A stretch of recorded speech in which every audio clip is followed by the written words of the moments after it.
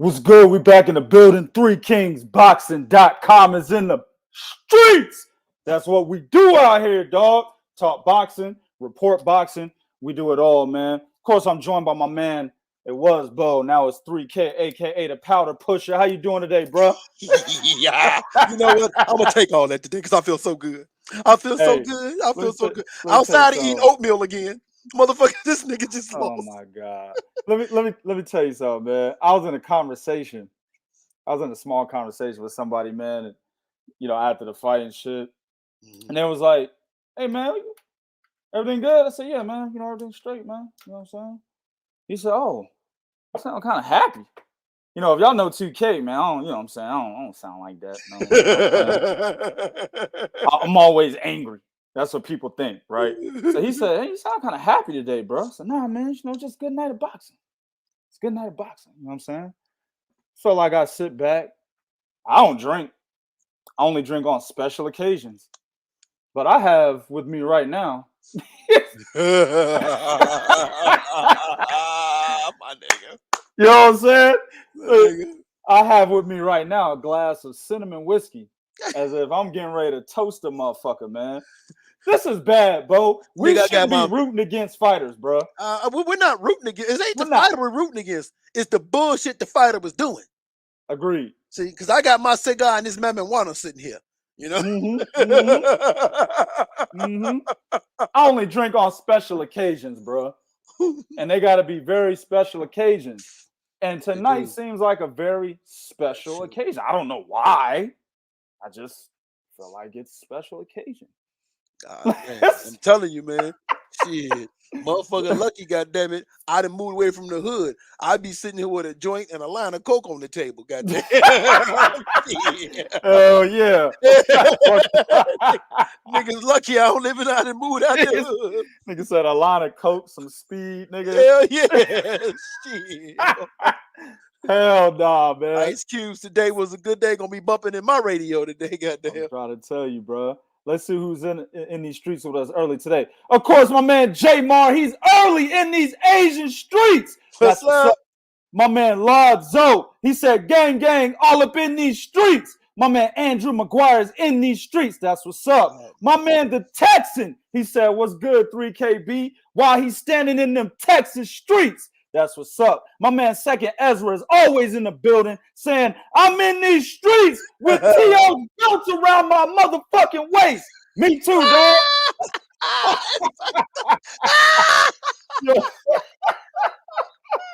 My man or lady, Ambigua One, said they looking forward to this shit while they in these streets. That's what's up. My man Julio Ortega is in these streets. That's what's up. My man, he said, let me start off by saying, fuck y'all. All the negativity y'all gonna spew, I'm Honduran and I want to cry. Hey, it's all good, dog. We ain't gonna be crying on this motherfucker, so I don't expect you to be crying, or I'm gonna call you a what? What am I gonna call him, Bo? Oh, beta!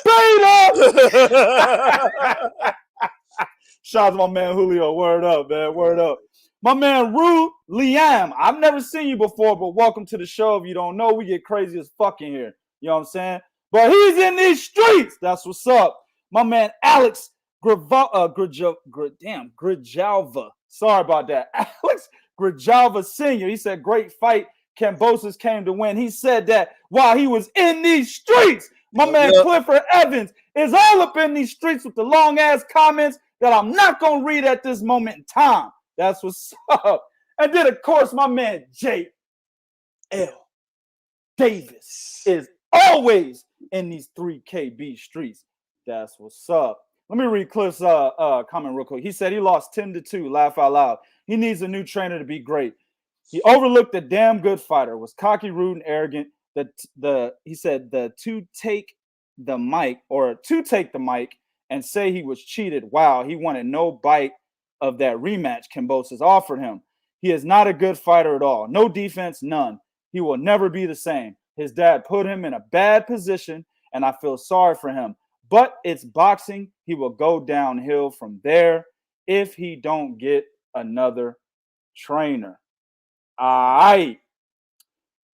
Yeah, let's come back to that because there's some things I agree and there's some things I disagree. But there's a lot of shit that was said there, man. Yeah. Shout out to my man Heisenberg. He put $5 on it. He said, "Congrats to the new undisputed, disputed champion, George Kambosos Jr." Hey, hold on, bro. Hey, Heisenberg, you out of line, brother. What's wrong with you? Calling that great champion Kambosos. Where have you ever heard that name from, sir? I've never used that name in my life. And you misspelled it too. It's with the K, motherfucker. His name is George Kambosos Jr. Get his name right, sir. The greatest Aussie fighter of all time. Exactly. That's what they said. Hey, that's what his corner said. The greatest Australian fighter of all time. I'm like, damn, nigga, slow your roll. It's just Teo. Teo only beat Vasil and fucking my man from Ghana. What's his name? Richard Comey. Vasil getting ready to fight him. He only beat Vasil and Richard Comey. That's it. Diego Magdaleno. I'm saying the fuck? The greatest Australian fighter of all time. Maybe it's the accolades. It's the belts. That's what it is, bro. That's what it is. Yeah. Let me go back in here, man. My man Mike Wilson from 3kingsboxing.com. He's in these streets. That's what's up. That's what's up. Michelle Rodriguez is in these streets. What did she say? She said, when your talk is bigger than your bite. He said he didn't want crumbs last year. That's probably why. Oh, we're going to get into that, Michelle. Well, hold on, Michelle. Go ahead. Send a private message to Bo. This nigga's stupid, bro. Your silhouette is kicking there, sweetheart. Send more private stupid, bro. You're an idiot, bro. Man, look here. Before we jump all up into this shit, we want to break down some other fights that happened tonight. Yeah. Really good wins. Of course, George Kambosos. Damn, I was gonna say Kambosos. I'm gonna do the same shit over again. I can't call him that no more, dog. Nope. He has earned the right to his real name. You know what I'm saying? George Kambosos. I'm gonna even say Junior on the end of that motherfucker, so it could be nice and formal. George Kambosos Jr. takes the cake tonight with the biggest win, probably the biggest upset of 2020, and probably the fight of the year. I don't know. I mean, you've got Alexander Usyk and Anthony Joshua is probably the only one that could probably take the cake in terms of upsets of the year. And then you got Tyson Fury versus Deontay Wilder. That's another fight that could probably take the prize for fight of the year. But this one's definitely up there for both of those categories.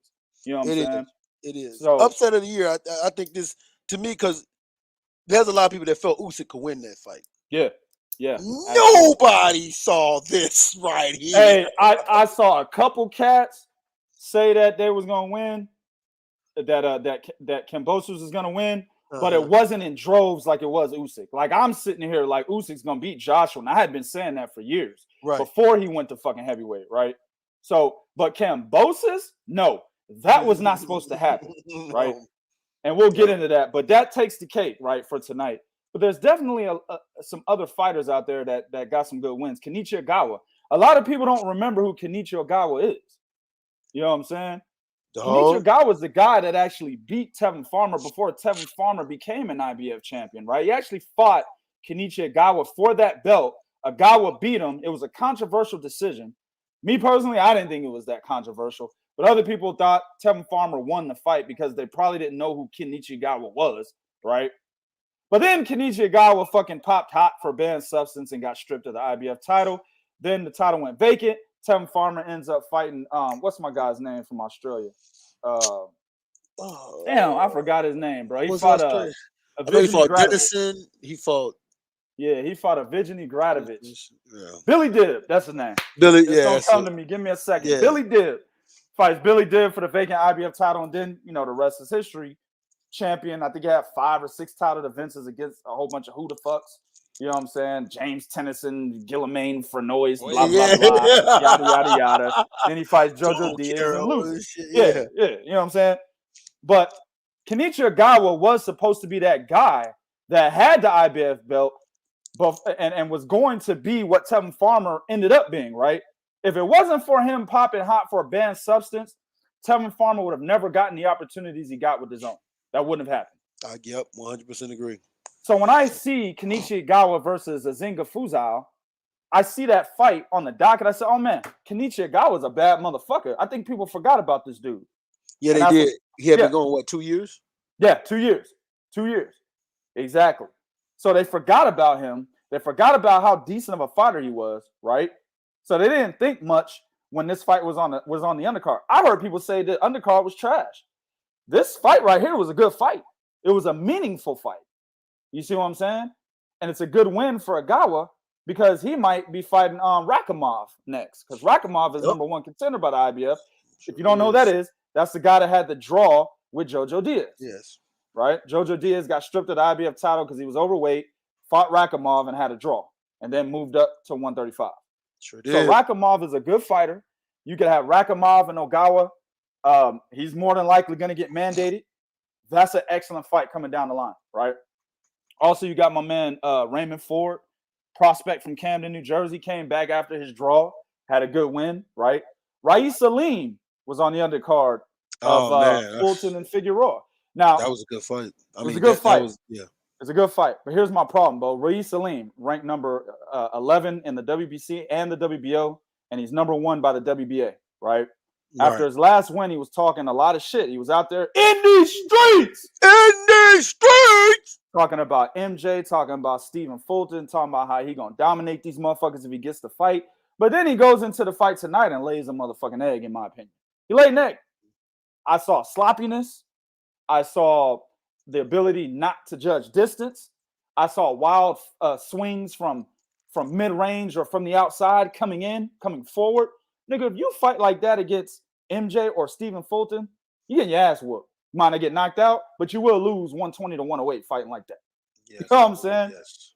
So while it was a good fight with Eduardo Baez, right, I still don't like the fact that he fought down to his competition and looked the way he looked.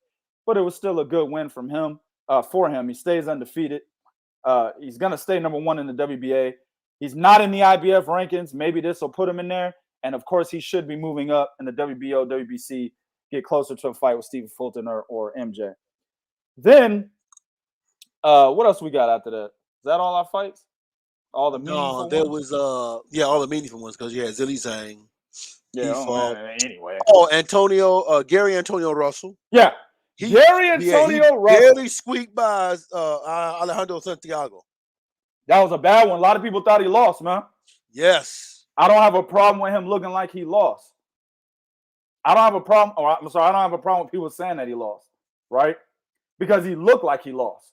If you watch the fight from a judge's perspective, right, there's different ways that a judge can judge a fight, but there's still 4 criteria that every judge has to judge a fight off of, right? You've got effective aggression, defense, punch accuracy, and dictating the pace, right? Those are the 4 criteria. Ring generalship, dictating the pace, same fucking thing. Those are the 4 criteria of judging.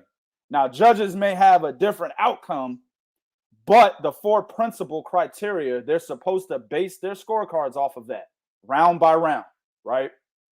I can see Gary Antonio Russell losing a lot of the later rounds and 3 out of 4 of the judging criteria, bro. I could see that. Okay. Didn't look good. But here's the deal, Bo. You got Gary Russell, Gary Antoine Russell, and Gary Antonio Russell. Gary Antonio Russell is probably the worst of the 3. Yeah. In my opinion, right? It's the one you saw tonight. Gary Antoine Russell might be the best of the 3. If you don't know who Gary Antoine Russell is, go check that nigga out, bro. Man. At 140. That's a bad motherfucker. Go check out his amateur. Yeah, go check out his amateur resume. This nigga done beat everybody. He even beat Jaron Ennis twice. Yes. The niggas, the future of 140, 147, he whooped their ass. Mm-hmm. he whooped their ass. He already whooped them in the amateurs. Exactly. Gary Russell was a bad motherfucker as an amateur. I remember people would say that when Gary Russell would come to the gym, everybody was in awe, right? Mm-hmm. Of watching Gary Russell and his hand speed. But the fact that Gary Russell's so inactive and he's older now, Gary Antoine Russell is probably the best of the 3. That's a bad dude. But you watch the worst of the 3, and it showed today. Dude could not handle pressure. he did a good job, right, keeping his opponent where he wanted him, controlling the distance, right, controlling the pace of the fight with his footwork. But then when the pressure got too much, when his guy just wouldn't quit, he folded. So I don't mind people saying he lost, but this is a definite learning experience for Gary Antonio Russell, man. I think they need to put him in there with another guy just like that to see what he's learned. Yeah, you see what I'm saying? I agree with that. Yeah, because at 118, you got a lot of cats that fight like that, right? WBO champion fights like that, right? John Rio Casimiro, right? Jason Maloney fights like that. Man, Jason Maloney, man, he loves it. Yeah, you see what I'm saying? There's a lot of contenders at 118 that fight like that can have controlled aggression, right? And can probably get under the skin of Gary Antonio Russell. Hell, Emmanuel Rodriguez, he doesn't fight like that, but I'm worried now about that fight. You see what I'm saying? No, he has no inside game, Mike. Absolutely. He has no inside game, and that's what I'm saying. Once that pressure got to him, he folded. He has no inside game. So they need to put him back in the ring with a guy like that. Absolutely. And then we come to the main event of the Showtime card, right? Brandon Figueroa versus Stephen Fulton. Bo, tell me what you thought of that fight, man. First of all, the fight was more harder than what it should have been, or simply because of the fact Stephen Fulton was trying to beat Brandon Figueroa at his fight. Stephen Fulton did not fight his fight. Stephen Fulton, A#1, does not have the power that he believes he have, or I don't know what hit him in the head or what told him some shit. I don't know what bitch, you know what I'm saying, gave that nigga some head and told him he's the greatest power puncher of all time. But this motherfucker. Tell y'all, man, listener discretion is advised. I got to keep reminding these niggas. They be like, what is this material? They would tell you what it is before you click on the goddamn link. Go ahead, Bo. You know? So he went in there thinking that he was going to knock out a Brandon Figueroa. Now, it's not Omar Figueroa. This is a Brandon Figueroa that is a good fighter and a damn good fucking chin. That's right. Right? And he has some power. So he tried to think he was going to knock this dude out, trying to fight his type of fight. That was one thing. He wasn't using his boxing skills. He wasn't using his hand speed. Hell, he wasn't even using his better footwork. He was allowing himself to get pushed up against the ropes, which Brandon Figueroa is very, very good. Shout out to my man 2K for reminding me of this too. Brandon Figueroa is very, very good at pressuring you and getting you up underneath the ropes. He's sneaky with that long jab. He has a sneaky jab. The way he hits you with that jab forces you back, and the next thing you know, he's just on your ass. Like, right. It's amazing how he used that jab to push you back, and then he's on your ass. But Fulton could have spent him around. He could have used his angles. He did none of those things. So because he fought that fight, he made it closer than what it was. However, here's where I can see the judges giving it to Fulton. His punches were more visible than the body punches that Figueroa was throwing. Absolutely. That was he landed the cleaner shots. Yes. By far, in my opinion. Yes. Yes. And a lot of times judges don't count the body shots, or they don't see the body shots. It's hard in the ebb and flow of a fight. Body shots are hard to see when guys are turning around and moving around. They're very hard to see. If you're at home watching them, you see them. I can tell y'all, just sitting at a fight, it's hard to see. But it's hard to see body shots. Now we're trained to watch them with our eye because we know what we're looking for. But when you're a judge and you sitting there and you watching that, and you're trying to watch your scorecard, you trying to watch around the ref and all that, guarantee them niggas miss some of a lot of them body shots. So Figueroa's body work wasn't being looked at as effectively as the visible sharp punches, the uppercuts, the hooks, and the straight left hand that fucking Stephen Fulton was landing. So I can see the judges looking at that and giving it to Fulton. But at the same time, in my opinion, that fight should have been a draw. Yeah, there's something that people need to understand when you have a boxer / counterpuncher and a high pressure fighter, right? When those two get in the ring, there's something called controlling the aggression, right? That a lot of people don't see or don't understand when it's happening right before their eyes. The fans out there that were cheering Brandon Figueroa, besides the fact that they're his fans, right? Those people don't understand the concept of being able to control the aggression.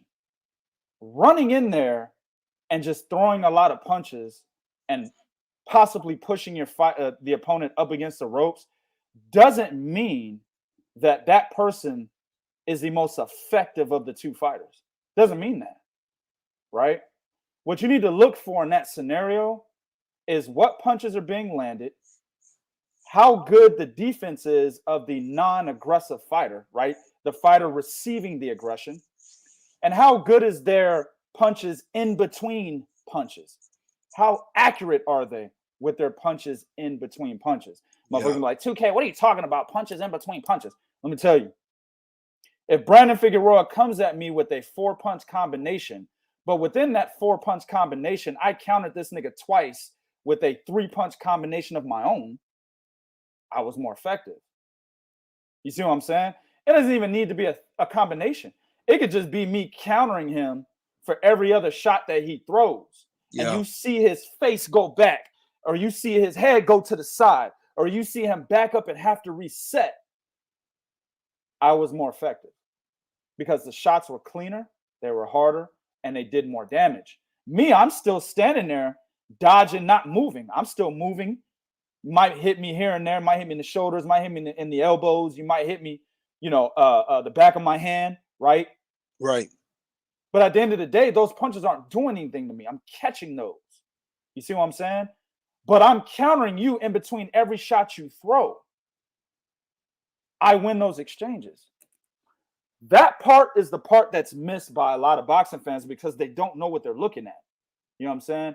Now, I think one judge had it 116, 112, or did both of them? The other two judges have it 116, 112, Bo. You know other two judges, one judge had it even 114, 114, and the other two judges had it 116, 112. All right. So the situation here is that I can understand why they had it 116, 112 because of what I just said. Yep.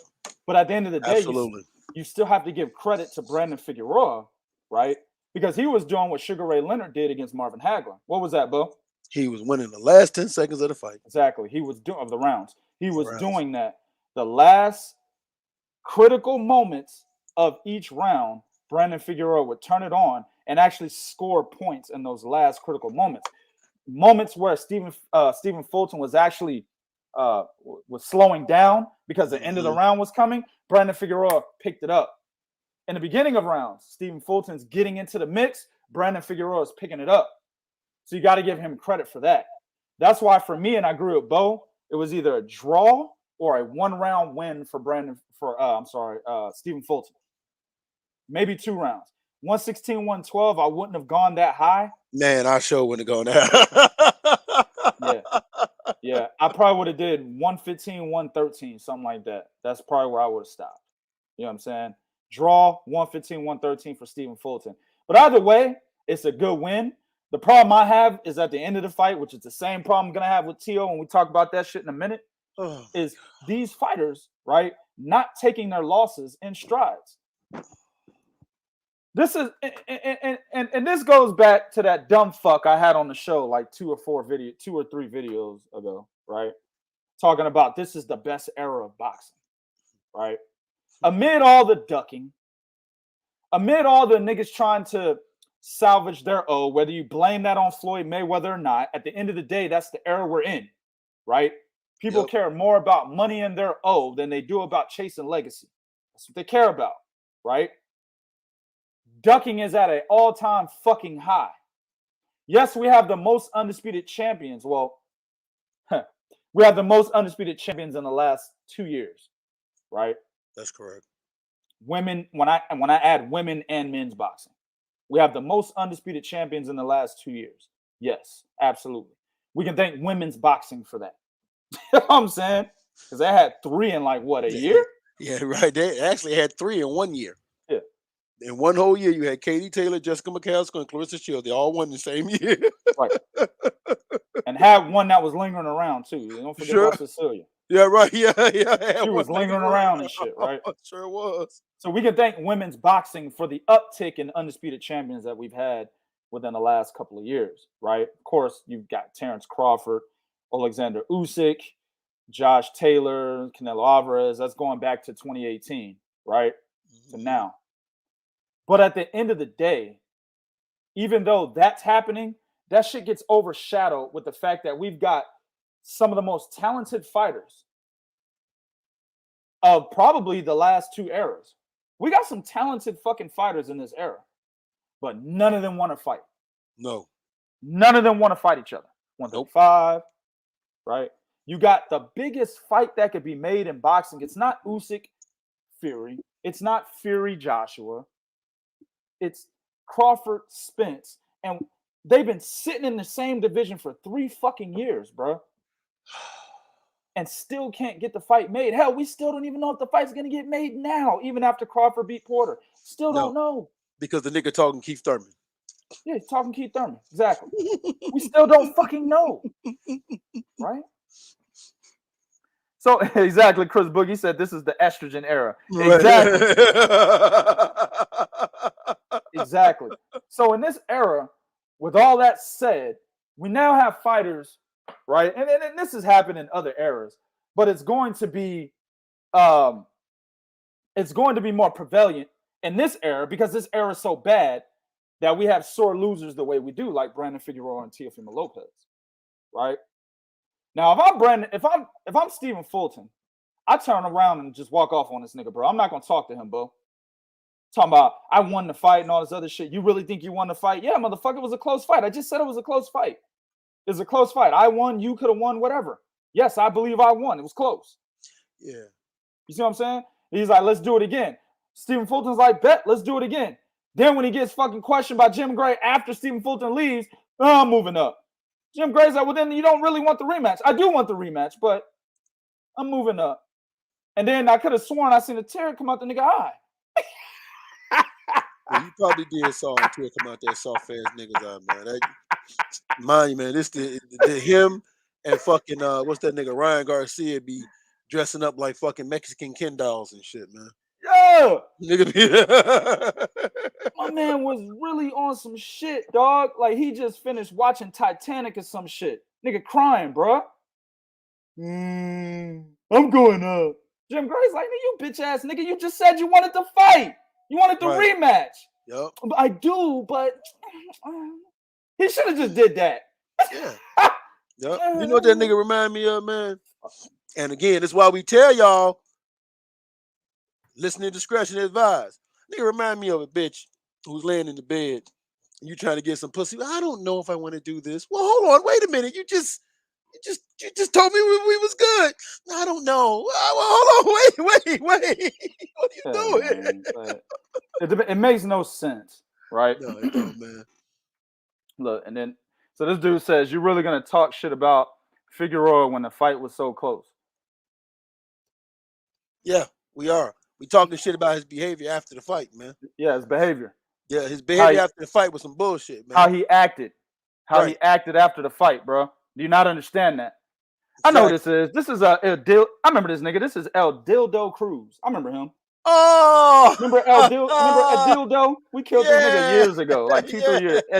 What's up, Dildo? I ain't seen in a long time, Dildo Cruz.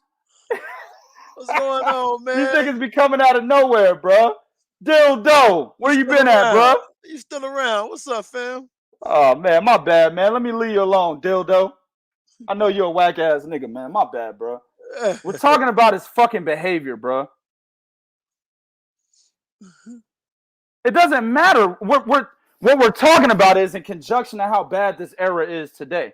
I just said 3 minutes ago. She probably does. Dildo, you're right. Yeah, same dildo your mama uses. And she probably does use a dildo. Yeah, that's pretty disgusting. My mom is 61 years old, bro. Gross. Mine's 71, but you know. Gross, nigga. So you want to be the dildo that goes in my mom? That's gross, bro. 61-year-old pussy, nigga. That's disgusting, bro. Oh, shit. Stupid. These niggas stupid, bro. That's what I said. Boxing fans are the most lowest IQ motherfuckers in the world, bro. Stupid. We understand. I just said 3 minutes ago, probably less than that boxing always has sore losers, but it's heightened in this era because this era is so bad with all the ducking. I agree. It is. It is. Because here's the thing. First off, understand they was talking to Stephen Fulton. Fulton was like, hey, it was a close fight, I won. Here come Brandon Figueroa. Like, he couldn't wait to talk. He couldn't wait till they got to him. He come on, oh, you really think you won this fight? You really think you won? You really think you won? Well, like Brandon said there, like he expected fucking Fulton to be like, hey, bro, here's your, man, you know what, bro, here's your titles back, dog. Right. No. Right. The nigga said it was a close fight and I won. That's just what the nigga said. It was a close fight and I won. Take your loss in stride. Right. He didn't say, I beat the fuck out this dude. I whooped this. No, he was just like, hey man, it was a close fight and I won. Then when soon as this motherfucker started bitching, what was the first thing this motherfucker said? All right, man, well, let's do it again. This is Fulton, let's do it again.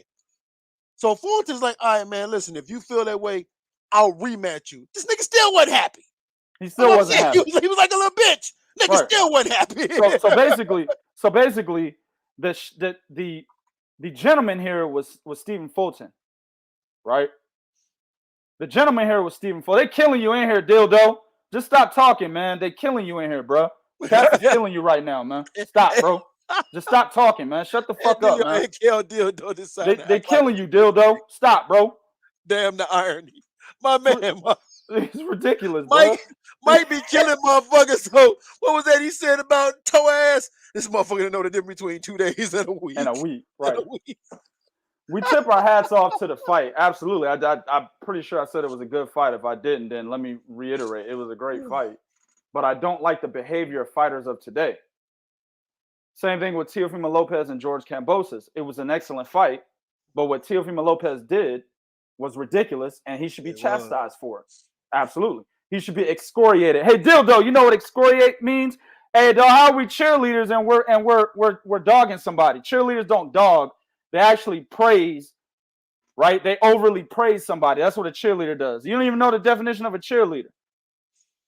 No, I have way more than 11, bro. I have 171 in here. Well, you're on Facebook. There's YouTube and Facebook. There's 171 in here. You're losing, dildo. Keep talking, you're gonna get blocked. Keep talking, you're gonna get blocked. You're losing. Keep talking, you're gonna get blocked. And when the motherfuckers act like that, we getting their ass now. So what's your point? Exactly. Dildo, you already know the situation. I killed you like 2 years ago, bro. Just shut the fuck up. Listen to the show, man. God damn, bro. Niggas always feel like they gotta say something like we care. It be these goofy motherfuckers that be up late at night too. Right. Like this nigga, what are you doing late at night? What are you doing? And I had to block him. He said something like "bitch is black." Had to block him, man. See, when you get into the race, man, I gotta block you, bro. Then get into race. Bitches. He said bitches. He said bitches black. Gotta block him now, bro. It is what it is. I don't know why he said it. Goodbye, dildo. Anyway, man. Try again next year. It's right around the corner, pal. Anyway, man. Let's go. Good win for Stephen Fulton. Excellent fight. It's not fight of the year, but it's an excellent fight. Excellent fight. Brandon Figueroa, man, pull your panties out your ass and go get that rematch. Stop talking about you moving up. Don't contradict yourself in the same interview. You say you want the rematch, and then in the same interview, you say you're moving up. So go get the rematch. He said he's going to give it to you. Do it again. Have another fight of the year candidate, right? And beat him the next time. Instead of whining, bitching, moaning, complaining after the fight, bro. Hey, man, go get this nigga some tampons, man. Real talk. All right, man, let's get into the nitty gritty. But first, before I do anything, because I'm going to be sharing some fucking videos, and you know, the Zone and all these other motherfuckers try to take your video down and flag your shit. So I got to put the fair use notice up. Let them know, hey, I am sharing clips of these next 2 videos coming up for educational purposes, educational analysis, all of that. That's what we're doing it for. Okay, DAZN? That's what we're doing it for. We're not stealing your content. This is fair use. Jesus Christ, bro. So, Teofimo Lopez, in my opinion, bro, let's go all the way back to when he beats Vasyl Lomachenko, right? Yep. Remember, moving up the rankings, beating guys like Mason Menard, you know what I'm saying? Diego Magdaleno, you know, Edis Tatley, you know, Daniel Bastian, right? You probably know what the fuck that is. I don't know who he is either. But beating guys like that, he was moving up the rankings and always calling one name out. What was that one name he always called out, bro? Vasyl Lomachenko. Exactly. Not only did he do that, he always said that he wants to fight the best in any division that he's in. And that was always supported by his father. His father would come out and say, hey, we want to fight the best. And they would use Vasyl Lomachenko's name as a foundation to support the idea that they always wanted to fight the best. Am I right or am I wrong, Bo? You are absolutely right. All righty. So here's the situation, right? He goes up, gets up the rankings. I think he beat Edis Tatley before he fought for the title against Richard Comey, right? Does wonders, knocks Richard Comey out in 2 fucking rounds. Sure did. Right? A lot of cats, including myself, and there were some cats that used to work with Three Kings Boxing back in the day. They were on Teofimo Lopez. We talked about Teofimo Lopez all the time. You see what I'm saying? Mm-hmm. And we said this guy, right, along with Shakir Stevenson, right? I think I didn't have Boots yet. Who's the other guy? Who the fucking other guy had? There was another prospect. Yeah, there was another prospect. He said, I ain't gonna remember the shit. But there was another prospect I had at that time. We used to talk about those 3 guys, right? And Teofimo Lopez was one of the guys that I said is going to emerge as a champion, probably earlier than everybody else, because he's with Top Rank and he has the fighter he wants in the same stable he's in, right? And he was always calling for that fight. He had Bob Arum right next to him. At all times. At all times. Why he's calling for Vasyl Lomachenko, right? Knocks out Richard Comey, sets up the fight with Vasyl Lomachenko. Beats Vasyl Lomachenko. I'm not going to get into whether he beat him or it should have been a draw. Not going to get into that. At the end of the day, he beats Vasyl Lomachenko. As soon as that happens, Teofimo Lopez becomes a different person. Boy, did he fucking ever. He's no longer that guy. And cycle those comments. He's no longer that guy that was saying, I want to fight the best. That guy that had beaten Mason Menard and was like, anybody can get it and all this other shit, that dude had left because he got one fighter that he wanted, right? That nigga stopped doing backflips. that nigga stopped even doing backflips after his win. Right. That guy was no longer around anymore, bro. He didn't exist anymore. It was, I beat Vasyl Lomachenko. I win. I'm done. I'm the best. It didn't even matter that this motherfucker wasn't even holding the WBC belt. It didn't even matter to him. He said, I'm undisputed. Now, we've already gone through this, so I'm only going to go through this just a quick summary. Yep. There's a video on this channel that talks about undisputed and why Teofimo Lopez is not undisputed or wasn't undisputed when he was unified champ, right? And it's because the other sanctioning bodies don't recognize him as the legitimate WBC champion. All 4 sanctioning bodies have to recognize one fighter as a champion in order for that fighter to be undisputed. But the IBF, WBA, and WBO did not recognize Teo as the WBC champion. They recognized Devin Haney. Sure did. So he's not undisputed and never was, right? It was Vasyl Lomachenko that fucked Teofimo Lopez from being undisputed. Actually, let me say this. It was the WBC that fucked him from being undisputed when they created this franchise bullshit for Canelo. Sure did. Right? Sure did. So that fucked Teo. Teo should have been mad as fuck at the WBC and said, you need to order me to fight Devin Haney. I know I'm WBC franchise champion. I don't have to be obligatory to fucking mandatories, but I want to be obligated to that one. Order me to fight Devin Haney. Do something. I want that damn belt so I can be undisputed, right? The old Teofimo Lopez led us to believe that that's what he was going to do, right? If there were ever a situation where Teofimo Lopez needed a particular fight, right, to define his legacy, he would go after that fight. That's what he led us to believe back in 2017 and 2018 when he was fighting the Mason Menards and the William Silvas, right? That's what he led us to believe. We thought Tio was going to fight Vasily Lomachenko, then fight Devin Haney, then chase Gervonta Davis, because you know Floyd Mayweather gonna make that fight, so he's gonna have to chase that nigga, right? Yep. He's gonna fight Ryan Garcia. He was gonna take on everybody, clear out the division, clean that motherfucker out. This nigga was gonna have a mop and a bucket and mop the fuck out the goddamn 135-pound landscape. That's what we thought. He was gonna use ammonia, bleach. You ain't even supposed to mix them two, but he was gonna do it. Shit.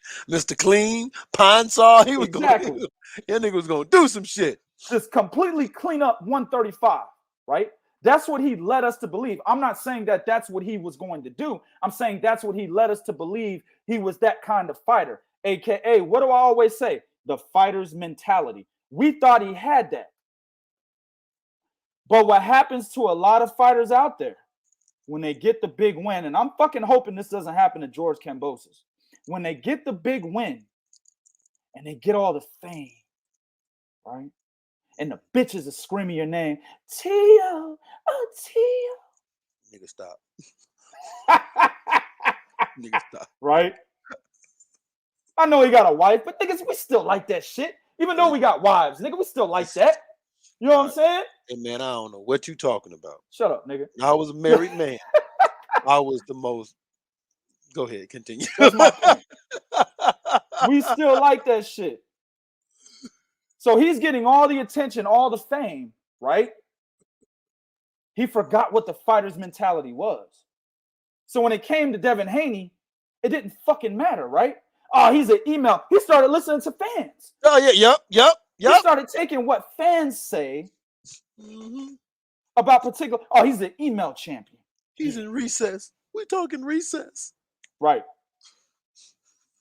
But even though the other three sanctioning bodies don't, they're clearly not recognizing you as the undisputed champ, as the WBC champion. You don't care. You're just going to fabricate your way to being named undisputed. Cycle those comments, bro. You're going to fabricate your way to being named undisputed. Because the fame has gotten to your head. You've won the one fight that you were looking for. You won it. Now you're the man. You don't got to do nothing else. All roads lead to you. Didn't he say that? Yeah, he did. He said all roads lead to you. Not only did he say that, he said, man, these fighters ain't doing shit for me, dog. Like, y'all got to go do something. Nigga, what the fuck did you do? You beat Richard Comey and Vasily Lomachenko. That's it. You acting like you beat like 8, 9, 10 world champions, and you just that cream of the crop nigga all of a sudden, bro. You're not that far ahead of the rest of the guys, man. You're not that far ahead. It's not like Richard Comey beat a top-level motherfucker to become an IBF champion. No. Richard Comey beat Isa fucking Chaniev. None of y'all knew who he was. None of y'all knew who the fuck Isa Chaniev was. And he fought the nigga and got the belt. Yeah, and what was worse than that, because remember, we was at the fight. Richard Comey supposedly was, after getting that belt, was supposed to fight who? Vasily Lomachenko. Yeah. As soon as that nigga got that belt, what he say? Well, hold on now, I gotta go back home, and I got right. I remember that exactly. shit. Exactly. Went back home to Ghana and said, fuck it, let me chill with this belt real quick. Shout out to my man G Benson. He put $5 on it. He said same thing happened to Hurd. Soon as they won, they started acting brand new and conducting themselves like prima donnas. Exactly. When Jared Hurd beat Arislan Lara, that's when he started doing it. That's when he started doing it. And then J-Rock followed. And then J-Rock, this nigga J-Rock said, y'all niggas, I'm not fighting none of y'all until y'all get tested. That's what J-Rock said. I'm not fighting nobody until they get tested first. What, nigga? When the fuck does that become something, bro? Yeah. When the fuck? I understand that we got the divided testing with the WBC and all that other shit, but when did that ever become a thing? That niggas need to get tested before they can fight you. Man, shut the fuck up, man. That's why you lost a nigga named Banana. Shut the fuck up. Right? A nigga named Banana that nutted on himself when he got hit by a Jamel Charlo body shot. Never seen a knockout like that before, and never gonna see one after the shit. Never seen that. This nigga had an orgasm beginning with a body shot. That's the craziest shit I've ever seen in my life, bro. And you lost to that guy. Fuck out of here. Oh man. G. Benson hit it on the head. These dudes become prima donnas. They are lying to us. And it becomes time that we have checks and balances in the sport, right? Mm-hmm. If the fans had checks and balances on these fucking fighters, meaning you weren't fans of the fighters, you're fans of the sport. It's okay to be a fan of the sport of boxing. It's okay. You can still praise a fighter, but when you're a fan of the sport of boxing, right, that means you're objective. That means, hey, I may like Guillermo Rigondeaux, but I'm going to tell him that he didn't fight the right fight in order to win against John Riel Casimero. I'm going to tell him that. I like Guillermo Rigondeaux. I liked Andre Ward, but I'm going to tell Andre Ward, nigga, you fucked up when you allowed Chad Dawson to go down to 168 instead of you going to 175 to fight him for his titles and lineage up there. That's what you should have did. Hey. Instead, you let Adonis Stevenson take that opportunity. I agree. You beat him at 168 and it did nothing but put a name on your resume. Meanwhile, Adonis Stevenson gets him right after you beat him. This nigga whole fucking life changed. Oh, and he held up the goddamn division with that bullshit, didn't he? Sure did. Held up the motherfucking division with that bullshit.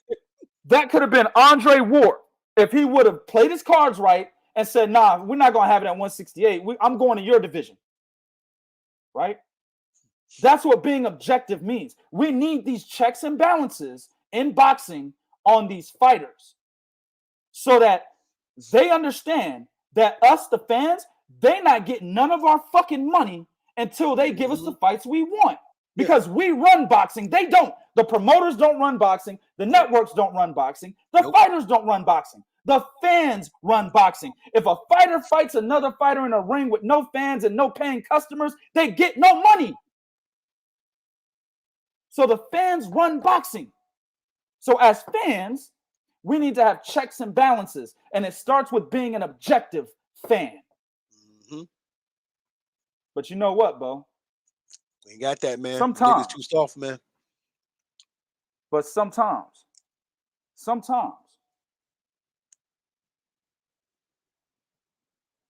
the universe comes back and gets you for the shit that you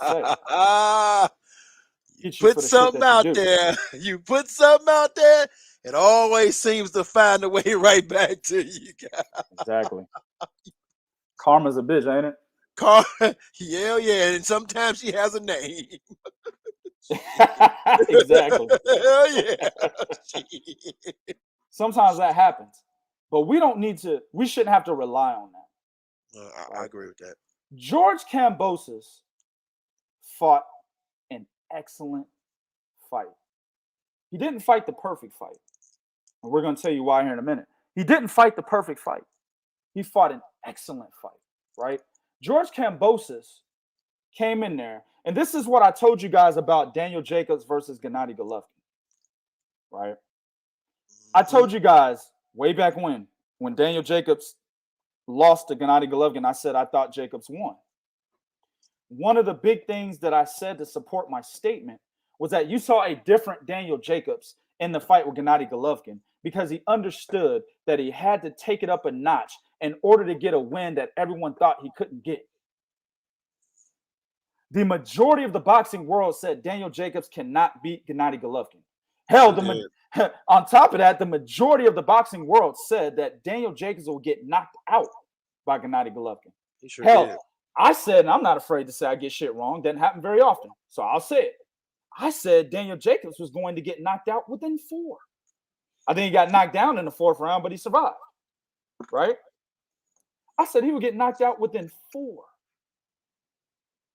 So when Daniel Jacobs went out there, got knocked down, got back up, and did an excellent job dictating the pace of that fight for the remainder of the fight, and truly exposed Golovkin's flaws, which probably led to why Canelo was able to do so well in his fight. Canelo watches tape. Man, Jacobs did so good. Billy Joe Saunders found his courage. Yes, he did. What did he say after that fight, dog? I see holes in your game. I see holes in your game. Exactly. Exactly, bro. Exactly. But at the end of the day, right? Daniel Jacobs took it up a notch because he knew he was a heavy underdog. And in order to get the respect of the fans, right? And in order to be a fighter that looks back, 10, 20, 30 years later, well, maybe 10, 20 years later, looks back and says, I didn't give it my all in that fight. In order to prevent that from happening, this motherfucker took it up a notch. This is exactly what George Kambosos did. When you fight guys that know they're not supposed to win, and I'm not saying that George Kambosos told himself he wasn't going to win, because if that was the case, the nigga would have went in there and lost, right? He would have had a mental instability. That nigga would have wilted in the 10th. Yeah. He'd have wilted. He'd have wilted in the fucking 10th. After the knockdown, he would have allowed himself to get knocked out. Absolutely. Yep. Right? He didn't tell himself, I'm going to lose this fight. No. What he did was he said, damn, nobody thinks I can win this. I got to show everybody that I'm as good as I believe I really am. You know what that's called? That's called willpower. Yep.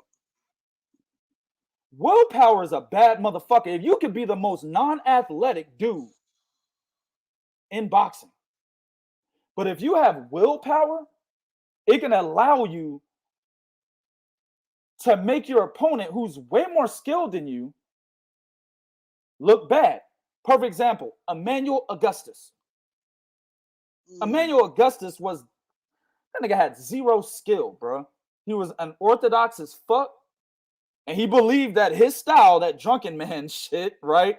He believed that his style was unorthodox enough to where he could get in the ring with anybody, including Floyd Mayweather, who to this day, Floyd Mayweather said that was his toughest fight of his career. Sure was. He can get in the ring with anybody and give them trouble. Hell, Emmanuel Augustus won a lot of fights he got robbed in because they just didn't like his style. Said, fuck it, man, he lost. Judges are like, nah, he lost. Fuck it. We're not gonna give him this win. We don't like this nigga style. Fuck him. Right. This not Hong Kong. Fuck that goddamn fucking. We don't like that. Drunk. We don't like that drunk man shit. Right. We don't like that. Lost. They probably didn't even score the rounds. They just saw this nigga in the first round and said loss. Scorecards just said loss. They didn't even have numbers on the motherfucker. No 10-9, 10-8, none of that. Loss on his side. That's what it said. So that guy right there, he had a high degree of willpower and had a high degree of self-confidence. And he gave almost every fighter he fought trouble, even Hall of Fame. He did. Right? This is what George Kambosos did. What comes with this, though, right? It's the same thing with Daniel Jacobs. I told you guys this shit back in 2015. Was it 2016 when he fought Gennady Golovkin? 2017, I don't remember. One of them. I told y'all niggas back then. I said he stepped it up a level, but he won't ever fight like this again. I told y'all that back then. Where has Daniel Jacobs gone since? Split decisions against Sergey Derevyanchenko. Not looking good against Julio Cesar Chavez. Loses to Canelo. Right? Yeah. He hasn't been looking good since. He's actually been looking like a done fighter. Moved up a couple weights. 168. I think he fought at 175, didn't he? He fought within the 175-pound limit. No, he fought. You're right. He fought within the 175-pound limit. He sure did. He's at 168 now, but I think he actually went into the light heavyweight limit. He sure did. I think he had like a fight where he came in like 170 and a half. Wasn't that Chavez Jr.? I think it was.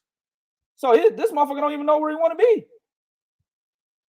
Daniel Jacobs has never returned to that Daniel Jacobs that fought Gennady Golovkin. I submit that the same is going to happen to George Kambosos.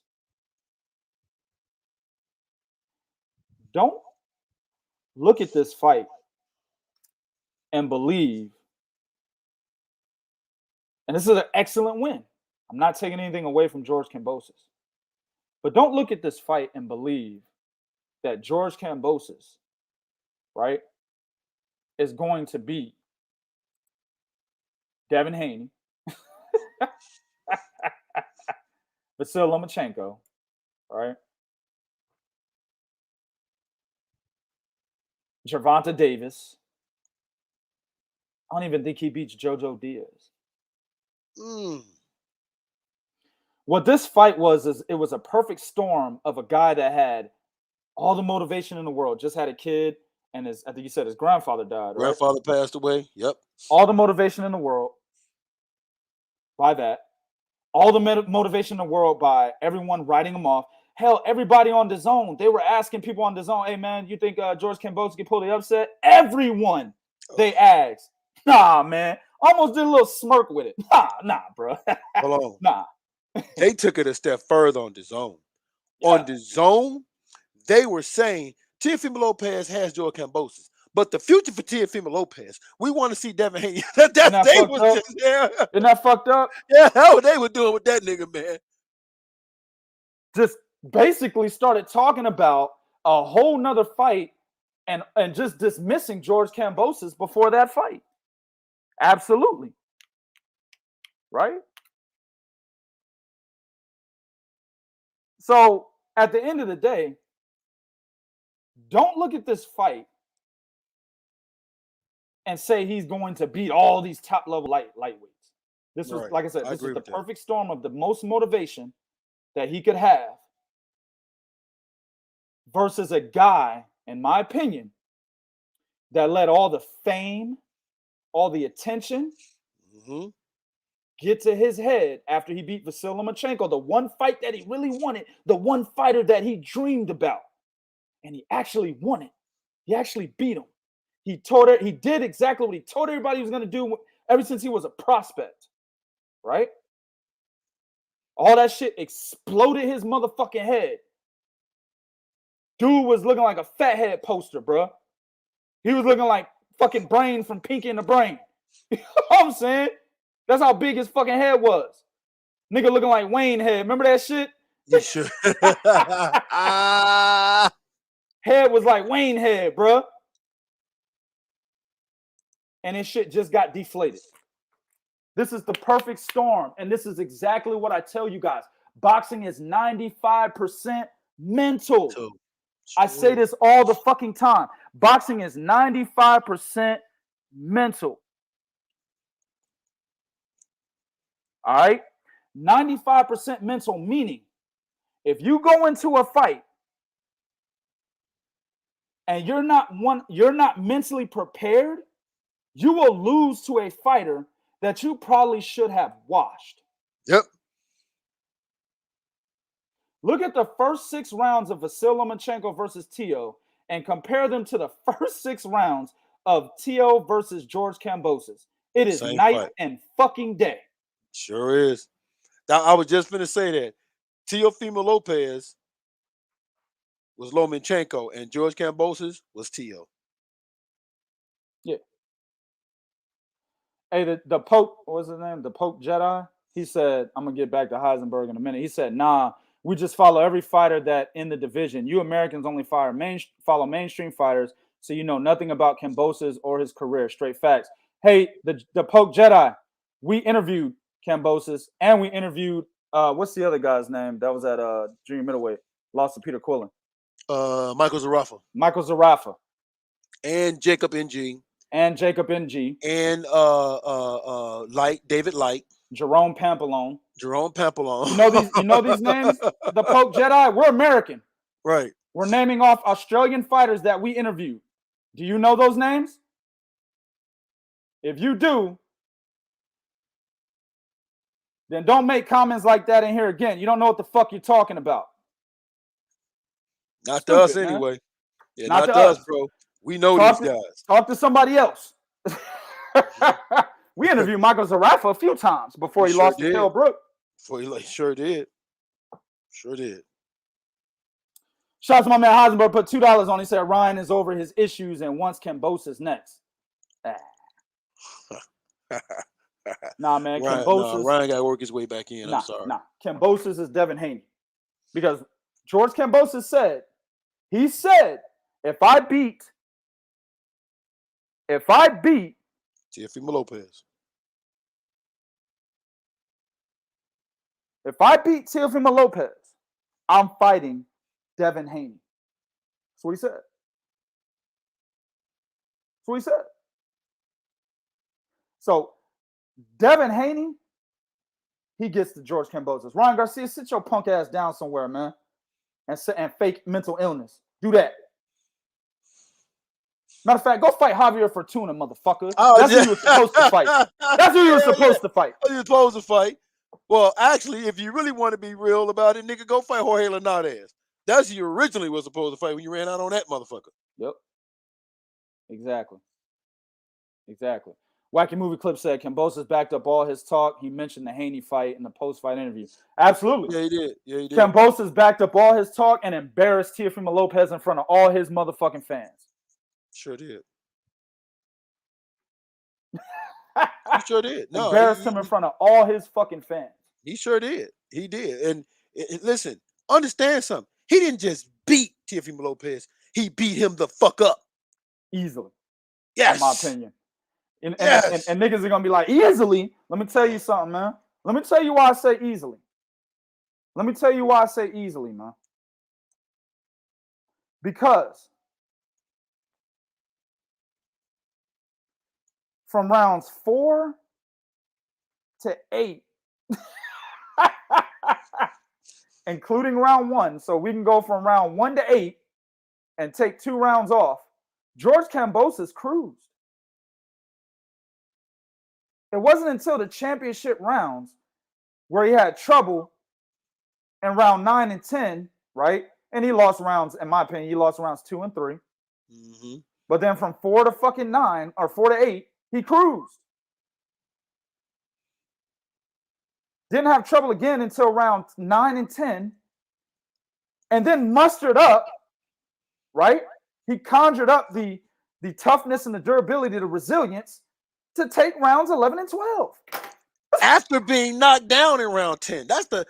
He got knocked down in round 10. He could have withered right there. Yep. Matter of fact, I thought he was going to wither, to be honest with you, because his body language didn't look right. He came out in that 11th round and made a fucking statement. Got to give it to him for that. Yep. Exactly, bro. 100% hats off to George Kambosos, right? One thing that was said on the zone, and it was a stupid question. You know, Chris Mannix and them niggas do that type of shit, ask dumb questions all the time. But they said, hey, man, what's the difference? You know, what is George Kambosos doing that Lomachenko wasn't doing, man? Well, it's obvious. George Kambosos was being first. Yes, he was. He came out behind his jab, established foot position. I'm going to tell you something. Teofimo Lopez didn't even try. This motherfucker completely forgot the basics. You got a fighter who thought he was fighting a tomato can. And if you look at George Kambosos' resume, right, and you're going to have all these guys coming out here, oh, man, I knew this was going to happen. I don't want to hear that shit. You knew this was going to happen if you were from Australia because you're backing your Australian fighter. I have no problem with that. Yeah, right.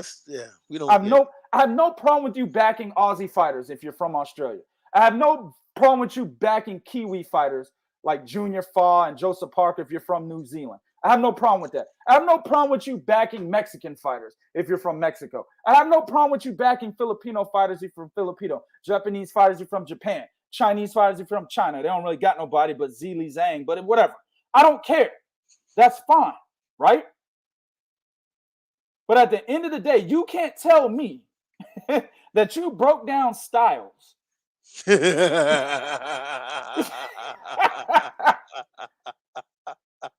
You can't tell me that you looked at styles, the style of George Kambosos and the style of Teofimo Lopez, compare and contrasted their resume, and then conjured up a well-educated analysis that you can say on a podcast like this, telling us why George Kambosos was going to beat Teofimo Lopez.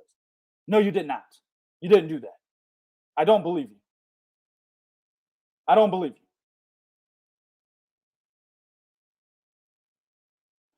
George Kambosos' only wins were Lee Selby and fucking Mickey Bay. And Mickey Bay was coming off a layoff.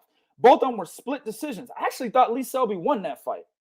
I thought he edged Mickey Bay, but I thought Lee Selby won the fight.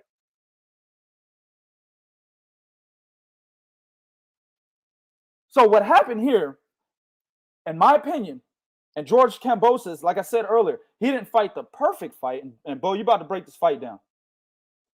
He didn't fight the perfect fight, right? But given the circumstances, given how fat Teofimo Lopez's head was, given how he was looking beyond. Remember, he was doing interviews about Josh Taylor while he's doing media day workouts in the same gym with Kambosis. Kambosis is in the ring, right? And Teofimo Lopez is off to the side doing interviews talking about Josh Taylor and fighting him. Talking about how he's moving up to 140 after this fight and Devin Haney can fight him there. This nigga's talking about everything he's going to do after he beats George Kambosos like that had already taken place. Yeah, he was. I'm saying all of this to say that you had an emotional fighter that wasn't 100% mentally prepared, which docks the 95% to 5% ratio that I say mentality makes up in boxing, right? On the other side of the spectrum, Kambosos is 100% prepared. He's 100% prepared to give an upset, even though he's going to fucking New York in the champion's hometown, in his backyard. He's 100% prepared. He's got all the motivation he needs to be 100% prepared. And Teofimo Lopez, when round one started, he came out there swinging for the fences.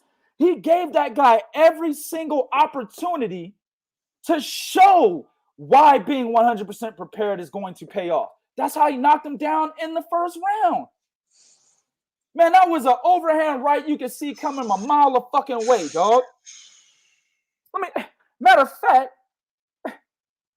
fact, here we go. Because I put this shit up, right? I brought this shit on here. I put up fair use. So we're going to show it. I'm going to show y'all the fucking knockdown. Look at this shit. You can see that overhand right. It was fast, but you can still see it. He threw it very fast. And it was a counter, right? Yeah. But you can see it coming. That nigga's leg buckled. That nigga's leg. You know, that knockdown looked the same as when he got knocked down by John Nelson Figueroa in that sparring camp. Remember? Yeah. It looked the same. Sure His does. same leg buckled and everything. Same leg buckled there. You're absolutely right. But you can see that punch coming a mile away, dog. It was fast. Kambosis got fast fucking hands. He does. But you can see it coming a mile away. He's a better counter puncher than. Well, I'll save it for the breakdown. Go ahead. Yeah. If Teo's coming in with his hands up, he's not getting hit by that. But he's walking in there thinking he's going to land a bomb because he thinks he has a tomato can in front of him. Here's the thing, Bo. He might have had a tomato can in front of him. He might have very well had a tomato can in front of him, right? That could have been the scenario. The problem is you don't ever approach it like it's a real tomato can. You approach it like it's a real fight, no matter who it is. And that was Teofimo's downfall right there. Exactly. Go ahead and break this fight down, man. All right, well, the number one thing I want everybody to understand is the downfall of Teofimo Lopez. Because understand something. The confidence of Kambosos was okay. Kambosos is the one that petitioned the IBF to take the fight from Triller. Mm-hmm. Triller was putting the fight in Australia. He's the one that said, hey, man, they bullshit, they fucking us around, take the fight from Triller. Knowing that, hey, if we take it from Triller, man, you could lose this fight. I don't fucking care, take it from them. That's how confident this motherfucker was when it came to Teofimo Lopez. Because what is the one thing he said? He said, hey, man, this dude is walking around, he ain't doing the right things, he's delusional, and he's weight draining. And I believe him about the weight draining. I'm going to tell y'all why. Teofimo Lopez was cutting and bleeding way too easy. And that happens when you're what? When you're weight drained. When you are weight drained, the skin, tissue, and all that shit becomes fucking soft. But never mind that. Outside of the fact that Kambosos' irky-jerky movement was giving Teofimo Lopez trouble, outside of the fact that Kambosos, like my man 2K said, it isn't the fact, because I see somebody tell me, what do you mean his hands are lightning? No. Countering is about timing. It ain't about Absolutely. being fast. It's about fucking time. Floyd Mayweather always hit you with that when that nigga would do that pull, pow, and that right hand. Them hands wasn't fast, but the motherfucker had the timing on your ass. Or if you went to jab, that motherfucker come right over top of that jab, pow. It was always about timing. It wasn't about speed. It was about timing. So George Kambosos had good timing. He had better footwork than Teofimo Lopez had fucking realized, and he was a better counterpuncher than Teofimo Lopez had realized. Now, here's what Teofimo Lopez's downfall was. Teofimo Lopez was looking to land one big shot only. If you watch that fight, every time he hit Kambosos with a big shot, he stood there as if this is the point where you fall. Yep. And Kambosos came right back at his That's exactly ass. what he was doing, man. He was standing like, okay, pow, this is the point where you fall, nigga. Kambosos came back, boop, whoop. You know what I'm saying? He was doing that Johnny Cage from Mortal Kombat. This part where you fall down. Right. Remember that shit? Yeah. Okay. That was one thing. Another thing that he had in front of him, he allowed Kambosos. Understand, he came out, he told Kambosos what he was going to do. I'm going to knock you out in the first round. Right? He pretty much gave away the game plan before the fight started. Okay, I'm going to knock you out in the first round. Okay. So even though Kambosos may not have believed it, but he was prepared for it. Well, shit, Kambosos said the same thing. Yeah, he sure did. That was just him. That was just him responding back, and he was actually closer to the knockout. I mean, he was closer to the knockout than Teo was. He actually got the knockdown in the first round. Right. Another thing Kambosos was doing was he was being first. Kambosos was disrupting the game plan and the movement of Teofimo Lopez. Understand, Teofimo Lopez, in my opinion, footwork was better than Kambosos, but here's what Kambosos was getting him at. He was being first. He was peppering him with that jab. He was keeping that jab in that boy's face, and then he would sometimes throw a jab and a hook at the same time. So he was being first. He was being the busier fighter. He was being the aggressor fighter because Teofimo Lopez cannot punch when he has to pick his goddamn feet up. And the punches don't hurt as hard when he's not planted. Teofimo Lopez has to be flat-footed to generate power on his punches. In the 10th round, when he caught Kambosos, he planted his foot and was flat-footed, and he generated power. Well, he couldn't do this against Kambosos because Kambosos was coming in, forcing his man to go back, forcing him to move his feet, which is forcing him also to take power off his punches. Another thing Kambosos was doing that was very, very good. His awkwardness. He was throwing punches from angles that Teofimo Lopez had to be careful of. This is why it's important to not just throw the 1-2, but you have to throw 1-2 to 3 to 4 and to 5, even if they don't land. What does that do? It gets the other fighter to stop his attack. He pauses his attack. If he throws a punch, he's going to stop because he thinks something's going to come back at him. That's something else Kambosos was doing. The biggest thing that helped Kambosos, he built confident round by round. Understand, if Teofimo Lopez hurt George Kambosos in round 1 and 2, I don't think he makes it out of there.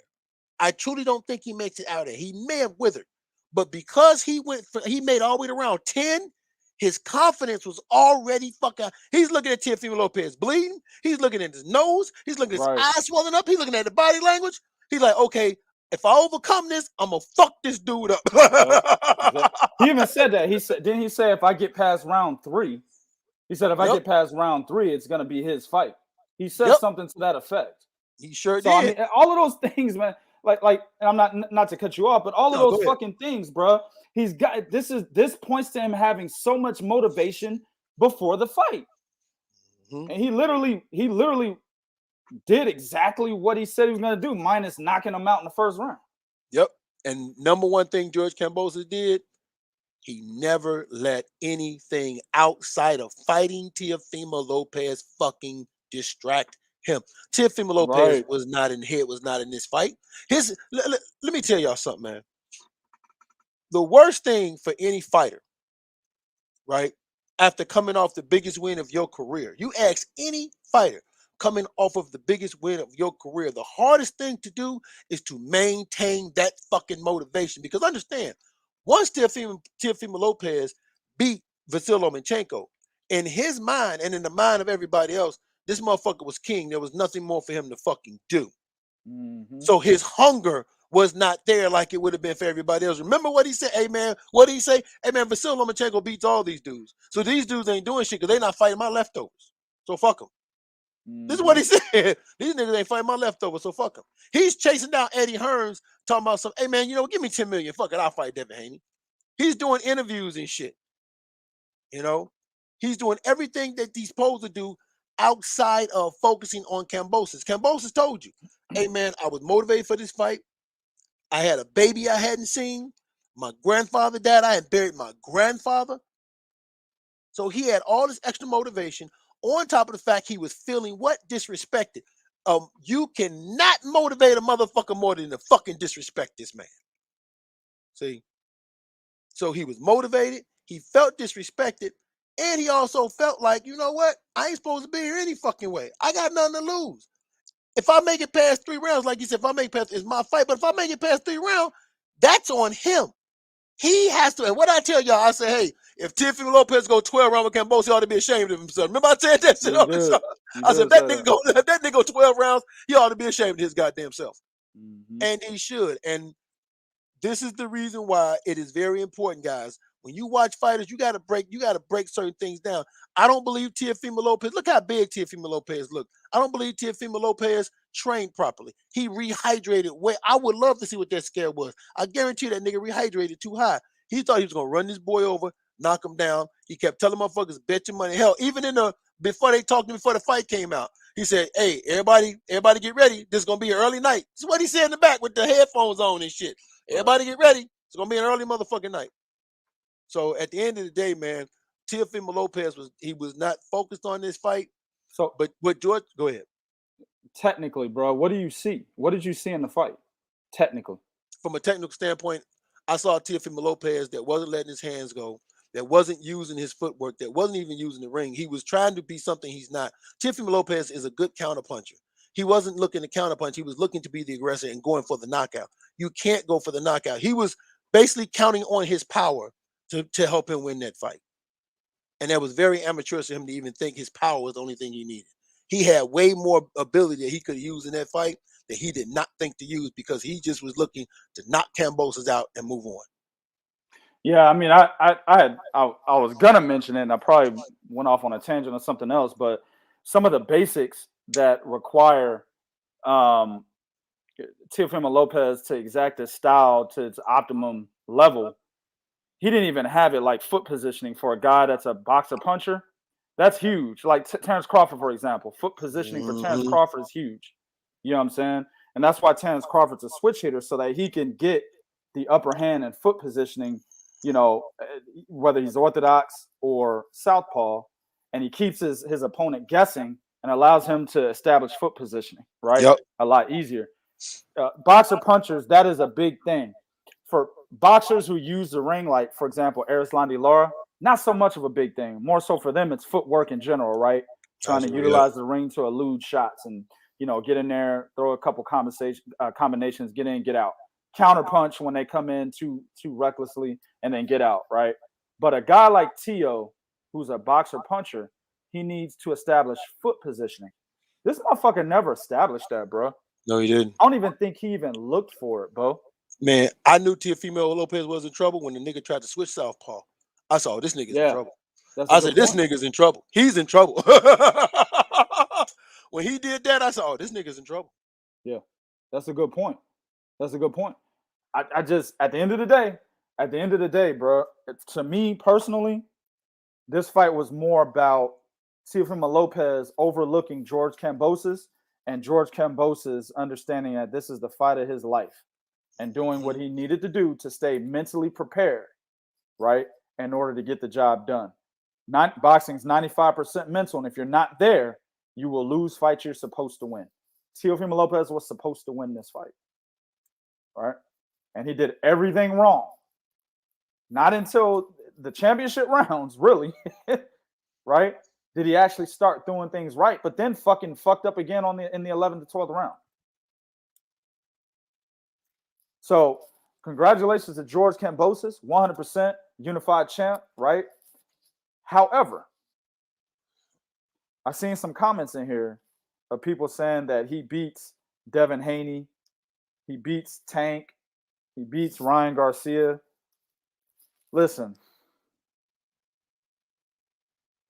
as I said before about that Daniel Jacobs performance against Triple G, a lot of people were saying, damn, Daniel Jacobs, man, he should have won that fight. Man, he's going to beat all the other middleweights. Man, when the Canelo fight happened, I remember a lot of people were saying that Daniel Jacobs would beat Canelo. based on how he performed against Triple G. There's some people that think that Daniel Jacobs actually did beat Canelo. I don't know what the fuck fight they were watching, but I don't know what fight that. I thought you were about to say Triple G. I'm like, I agree with that, but when you said Canelo, I was like, hold on, wait a minute. There's some people that think Daniel Jacobs beat Canelo. They're out there. I don't understand what fight they saw, but it is what it is. To each its own, right? At the end of the day, that is called smoke and mirrors. Mm-hmm.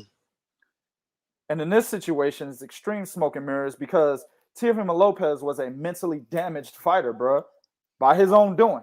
Has nothing to do with Kambosis. It was Teofimo Lopez's fault. He's a mentally damaged fighter, right? Devin Haney is not that guy. You're not going to get a mentally damaged Devin Haney. No. Bill Haney won't allow that. Bill Haney won't allow that. You're not going to get a Devin Haney that's in the ring and doesn't know what the fuck he's doing. You're not going to get that. You're not going to get a Devin Haney that switches up his style because he's confused about what to do next. Devin Haney only switches when he wants to mix things up against his opponents, right? Mm-hmm. Devin Haney's ring IQ, and this is why I've always told people, I've always maintained this, Devin Haney would beat Teofimo Lopez. I've also said that Devin Haney would give Vasyl Lomachenko problems, right? I never said Devin would beat Vasyl. I said Devin needs more fights to beat Vasyl, but he would definitely give Vasyl problems, right? But I've always maintained that he would beat Teofimo Lopez. It's because styles make fights. Devin is a masterclass boxer, right? George Kambosos is not a masterclass boxer. George Kambosos is a boxer that has fast hands and looks to counterpunch. Doesn't really have great footwork. He'll move off his back foot, but doesn't really fight off his back foot very well, right? He uses his back foot to get away. If you're coming at him and he's on his back foot, he might counter, he might not. Depends. That's a good point. He might throw the jab out there to keep you off of him. He might throw an overhand right or a straight right hand on the back foot. Maybe. You won't see it all the time, right? George Kambosos also has no inside fighting game. None. And this is why Teofimo Lopez should have beaten this guy. Because at mid-range to inside distance, that is Teofimo Lopez's bread and butter. He's not a great inside fighter, but he's a way better inside fighter than George Kambosos. So what he could have done was what he did in that 10th round, cut off the ring, right? Get in position, get foot position. Let me say that, right? Feint, get closer, and beat him up on the inside or mid-range distance to inside. That's what he should have did. Let the jab come and come over the top. Did that pretty good, but didn't do it enough. No, he didn't. Right? Devin Haney is a guy that's going to stay on the outside and bait you in. Right? Bait you in to lure you into a counterpunch. Now think about that. George Kambosos' footwork versus Devin Haney's footwork, bro. No. Right? Devin Haney's jab versus George Kambosos' jab, bro. Let me say this, though. When I say that, Bo, I'm talking about changing levels on the jab. Yeah, I know. I knew I was just going to say, yeah. Watch George's jab against Teofimo Lopez. He didn't change levels with that jab. Right. But Lopez changed levels with his jab and actually sure did. A nice little punch with it. He sure did. That's what I'm saying. Teo should have won this fight. He just wasn't prepared mentally. No, he wasn't. George did not. He never changed levels with his jab. He threw his jab the same way every single time. Yeah. You're right. Hell, he didn't even change the angle. Like maybe throw it at the body. He was. You're right.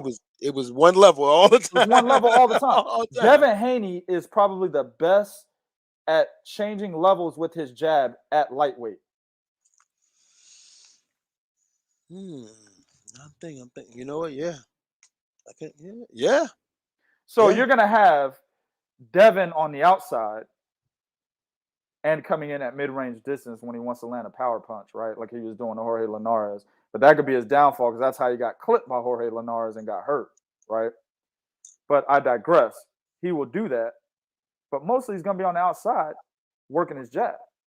You really believe that George Kambosis is going to out-jab Devin Haney? Okay. Let's say he doesn't out-jab Devin Haney. George Kambosis doesn't have great defense. How's he gonna get inside of Devin Haney's jab without getting hit by it? Devin Haney's not gonna hit you with a jab and stand there and let you come walk on in. He's gonna hit you with the jab and back out. Or he's gonna hit you with a jab and he's gonna follow that shit up with something else. You know what I'm saying? See, Teofimo Lopez was letting George Kambosis walk in behind his jab. Devin Haney's not going to do that. Devin Haney's also not going to sit there and allow you to repeatedly hit him with the same overhand right. Hell no. He's not going to do that. Hell Ask no. Jorge Linares. Linares buzzed him, right? How many times did he hit him with that punch after that? Exactly. So you guys got to understand, a lot of boxing fans are all in the here and now, right? They see something, oh my God, this guy's going to beat everybody. He beats Mike Tyson. That's what they do. And so a lot of the times it's the fans of the fighter, and that's fine. I have no problem with that. But if you're a guy that tells me that you are a real boxing enthusiast and you know how to compare and contrast styles and you know how to break down fights, right? And you're objective and you're not fans of fighters, you're fans of boxing, and what you do is break down the intricacies of the sport. And you're telling me that Kambosis beats Devin Haney, I challenge you to tell me why. Come on this show and tell me why Kambosis would beat Devin Haney with a well-educated analysis of their styles, comparing and contrasting, of how Kambosis is going to beat Devin Haney. Brandon, what did he say? Brendan Hulley said, Kambosis is rugged, whereas Jorge Linares will outbox, then outpunch you. But here's the deal you're right, I agree with that. Here's the problem where that doesn't bode well for Kambosis against a guy like Devin Haney. He wants you to be rugged because when you're rugged, you make the most mistakes against a boxer like Devin Haney. Remember, he's a boxer that sets up everything he does with the jab. If you're rugged, right, that means that you're liable to make more mistakes and you'll get hit by the setup punch, right, than somebody that's trying to outbox.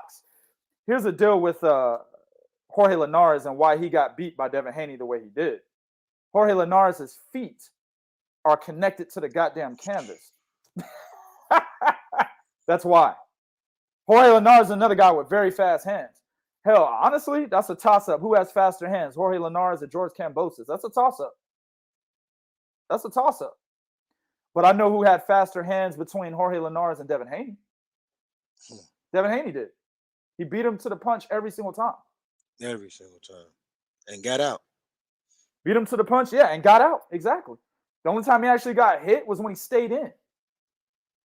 But if Devin Haney has the ring IQ that people believe he has, this is not a difficult fight against George Kambosis because the styles don't bode well for Kambosis. Hey, Hoodie J, we don't make excuses for nobody. So you can cut that. We don't make Who are we excuses making for excuses nobody. for? No, he said when Haney loses to Kambosis in Australia, what excuses you gonna make? Oh, we'll be right back in here saying great job for Kambosis. What the fuck are you talking about? We're not fans of Devin Haney. We're giving you an objective analysis of the fight if it happens. Exactly. That's what we're doing. He said, Alex Perez said that Devin Haney's hands were not faster than Jorge Linares', yet he just had better timing, not speed. I disagree. He has speed and he has better timing. He was faster and he had better timing. Watch the fight again, Alex, please. Jorge Linares could not even get his punch off before Devin Haney. That's not timing, that's speed, bruh. When you got two fighters punching and one gets there first, that's not timing, that's speed. Devin Haney was beating him to the punch. That is speed.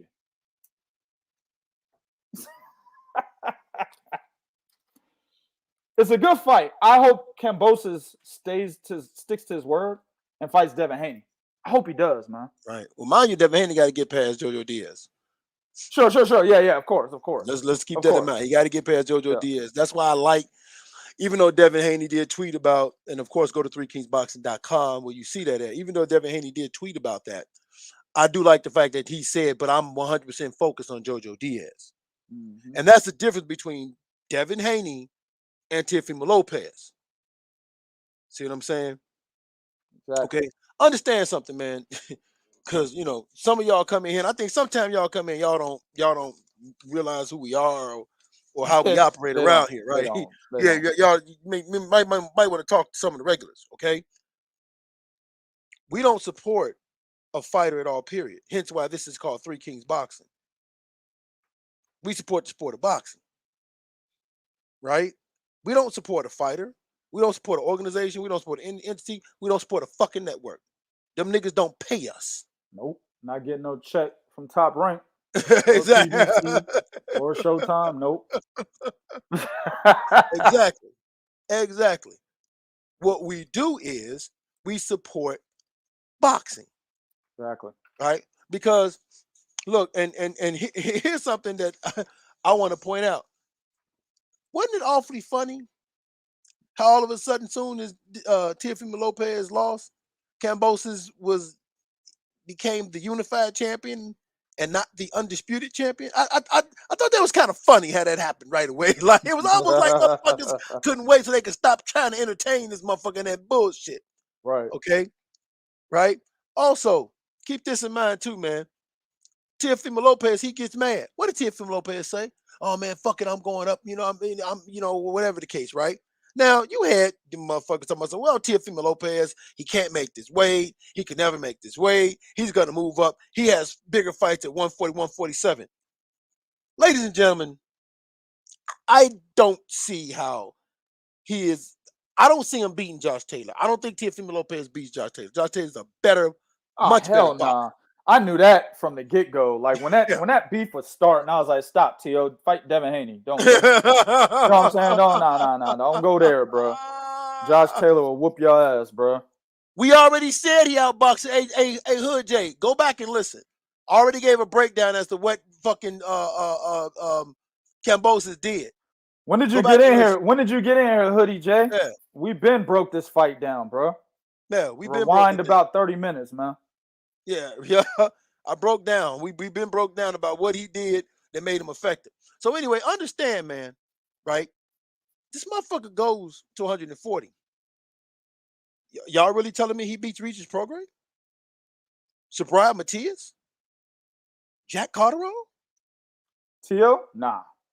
Jermaine Ponce? Jose Zepeda? Well, you have to dress it a certain way, though, bro. You can't just say Tio can't beat these guys. The Tio that fought tonight can't beat those guys. Right. The Tio that fought Vasyl Lomachenko, Richard Commey, yes, he has an absolute chance to beat those guys. I agree with that, yeah. But the mentally fractured Teofimo Lopez, right? The one that said before the fight, I'm coming into this fight injured. He didn't say what injury he had, by the way. That article's on 3kingsboxing.com. Go check it out. He said, I'm coming into this fight injured. He didn't say what physical injury he had, so I'm going to go ahead and chalk it up to this nigga meant mental injury, because that's what I saw. I'm saying? Yeah. He said I was mentally injured, basically. I guess that's what the fuck he talking about. I don't know. But this mentally fractured Tio? Nah, mentally fractured Tio probably can't even beat fucking Rolly Romero. Oh, God damn. Mentally fractured Tio. Tio tonight, this Tio that fought Kambosis probably can't beat Rolly Romero. That's on fucking God, bro. Oh, man. That's bad, dog. That's on God, bro. He can't beat Rolly, nigga. But 2K, here's the problem, though. This mentally fractured Tio might be around for a while because he didn't look even after. Did you see his behavior even after the fight? What? How, his behavior? Yeah. Oh, Even after wait. he said, "Well, y'all know what this is. I know what this is. Hold on. I know what are you talking about?" Hold on. You said his behavior, right? Yeah. Oh, so you talking about this shit right here. You talking about that? That motherfucker right there. I take my wins like I take my losses. No, you don't. No, you don't. That tape right there is evidence that you don't take your losses That like you nigga take your just, wins. how the fuck you contradict the state? How you contradict the statement you haven't even finished yet? Right. I've never even seen that before. Motherfucker contradict the statement he didn't finish yet. And nigga said I take my wins like I take my losses. No, you don't, nigga. No, you don't. No, you don't. That's proof of it right there. Exactly. I don't care what y'all say. The referee raised my hand, and then referee, nigga, referee looking at scorecards. He don't give a fuck who hand he raised, nigga. Shit. Exactly, bro. And that leads into why this loss, and I'm gonna ask you this. This leads into why this loss right here for Tio is great for boxing. See, it's good for the 135-pound landscape, right? And this is why, I had a drink tonight. You know what I'm saying? When I don't drink. This is why I was smiling and shit when this loss took place. It's not about me not liking Teofimo Lopez. It has nothing to do with that. I'm all about boxing furthering itself, right? I'm all about the people who are in boxing doing what they're supposed to do to further the sport, whether it be the fighters, the trainers, the promoters, the networks, the fucking media personnel. What we do at 3kingsboxing.com is nothing like what Boxing Scene or Boxing News 24 and all them whack ass motherfuckers do. We don't do what they do. We do better than what they do. Yep. We cover every fucking body that we can, and we know the fucking sport. These guys are going to give you an article and just say, yeah, Teofimo Lopez won. That's it. We're going to say Teofimo Lopez won, and here's the fuck why. Give you a breakdown in the article why he fucking won, right? This is why George Kambosos won, and tell you why. This is why he fucking won, right? And the same article will tell you why the motherfucker lost that loss. See, they don't do all of that. So we do what we do to further the sport. Everybody who's involved in the sport, even the fans, you got to do what you can to further the sport, to make the sport better, right? So when I see a guy, and here's where it gets controversial, when I see a guy that has blatantly ducked an opportunity to become undisputed because he feels in his own mind that he's already undisputed. Nigga will walk away from me if you don't say it to him. Right. Oh, he said in a recent article we just put out before the fight, go to 3kingsboxing.com to check it out. Teofimo Lopez said, all of you that support Devin Haney, I don't like y'all and fuck all y'all. That was his quote. He said that. So all you Devin Haney fans out there, you should not like Teo. You should not like Teo right now because of what he said. He said, fuck you, your bitch, your moms, and everybody else you with. Fuck them all. That's what he said. Yep. So at the end of the day, you got a guy that blatantly ducked an opportunity to become undisputed because he felt in his mind that he was already undisputed and he didn't need to fight the guy that's actually the recognized WBC champion because of his ego, right? Even said, I'm going to drop all the belts and move up to 140. He should move up to 140 and fight me. He never mentioned Tank Davis, right? He never mentioned Ryan Garcia. None of those guys mattered. Instead of mentioning these guys, he said, nah, man, all roads lead to me. You know what I'm saying? I'm the motherfucking king. That's what he said. So when niggas was calling him out, he was like, you guys don't impress me. I'm not even gonna spend my time talking to you. There was an article we put out where he specifically said Devin Haney's pissing him off. He's not going to pay him any more attention. Sure is. He specifically said that. What do you mean? That's the WBC champion, bro. That's one belt away from being undisputed. What are you talking about? You're not going to fucking pay him any attention. You have to. He's a top-level fighter in your division that holds a belt. You said that only to turn around and get into the argument with him at a fight and tell Eddie Hearns to make the fight. You said all right. I'm saying this nigga don't know what he wanted to do, man. Here's the deal.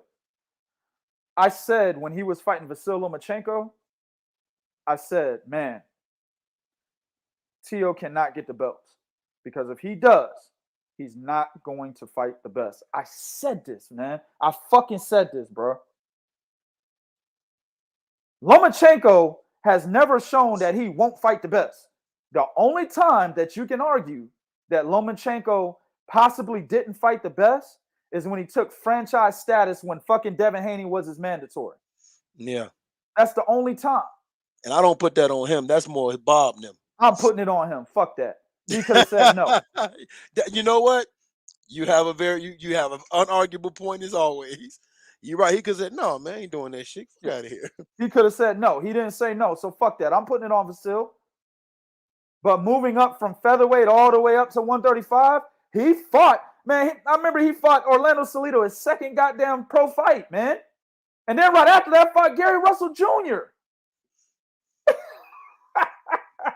Virtuoso, you my nigga. You my nigga, Virtuoso.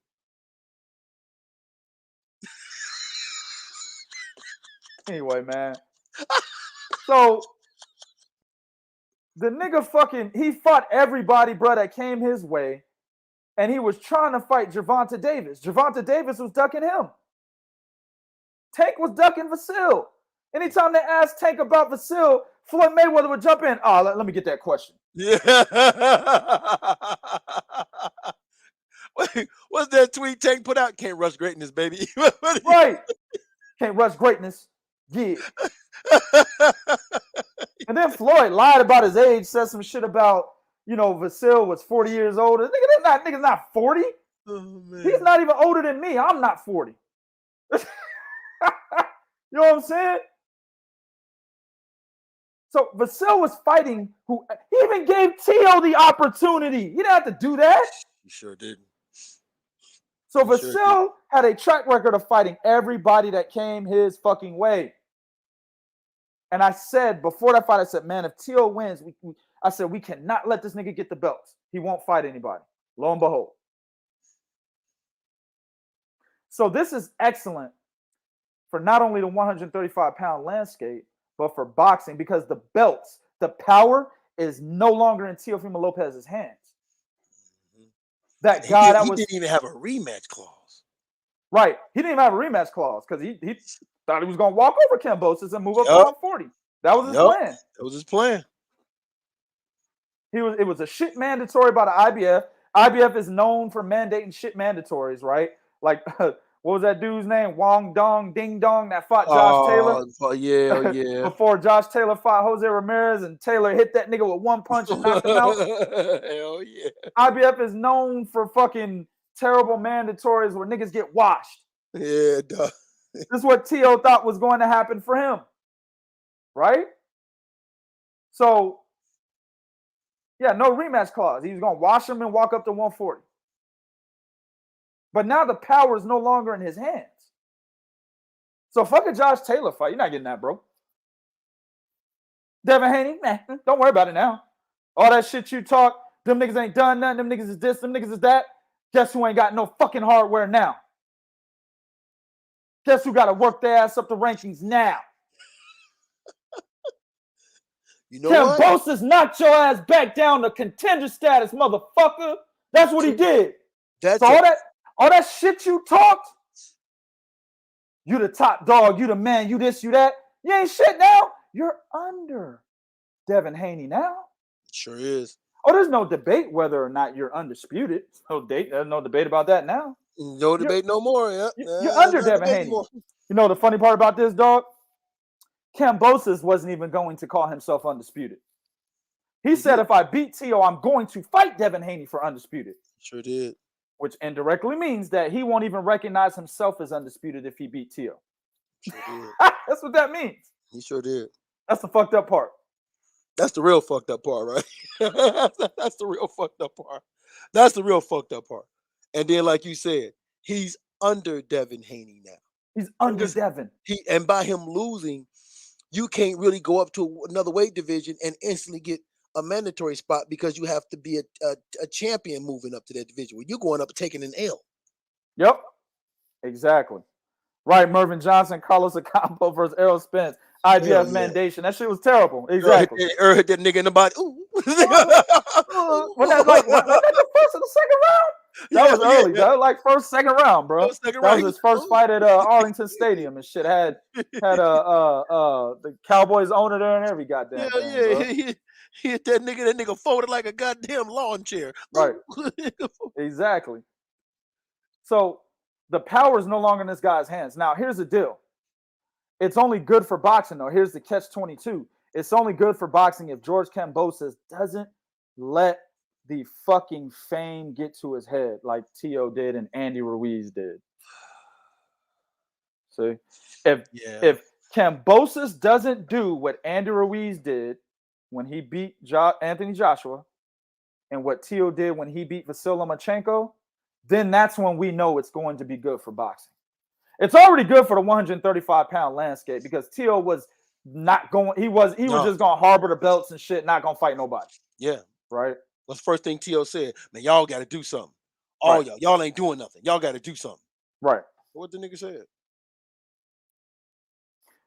Ghost, yeah. He said, did Kambosos get the franchise belt or does he have to petition like Teo did? He shouldn't have to petition because the franchise tag now, from what the WBC had rewrote in their rules, basically it can be transferred. At first, it couldn't be transferred when they created it, right? They said if whoever's a franchise champion, even if he loses, it doesn't get transferred to the winner.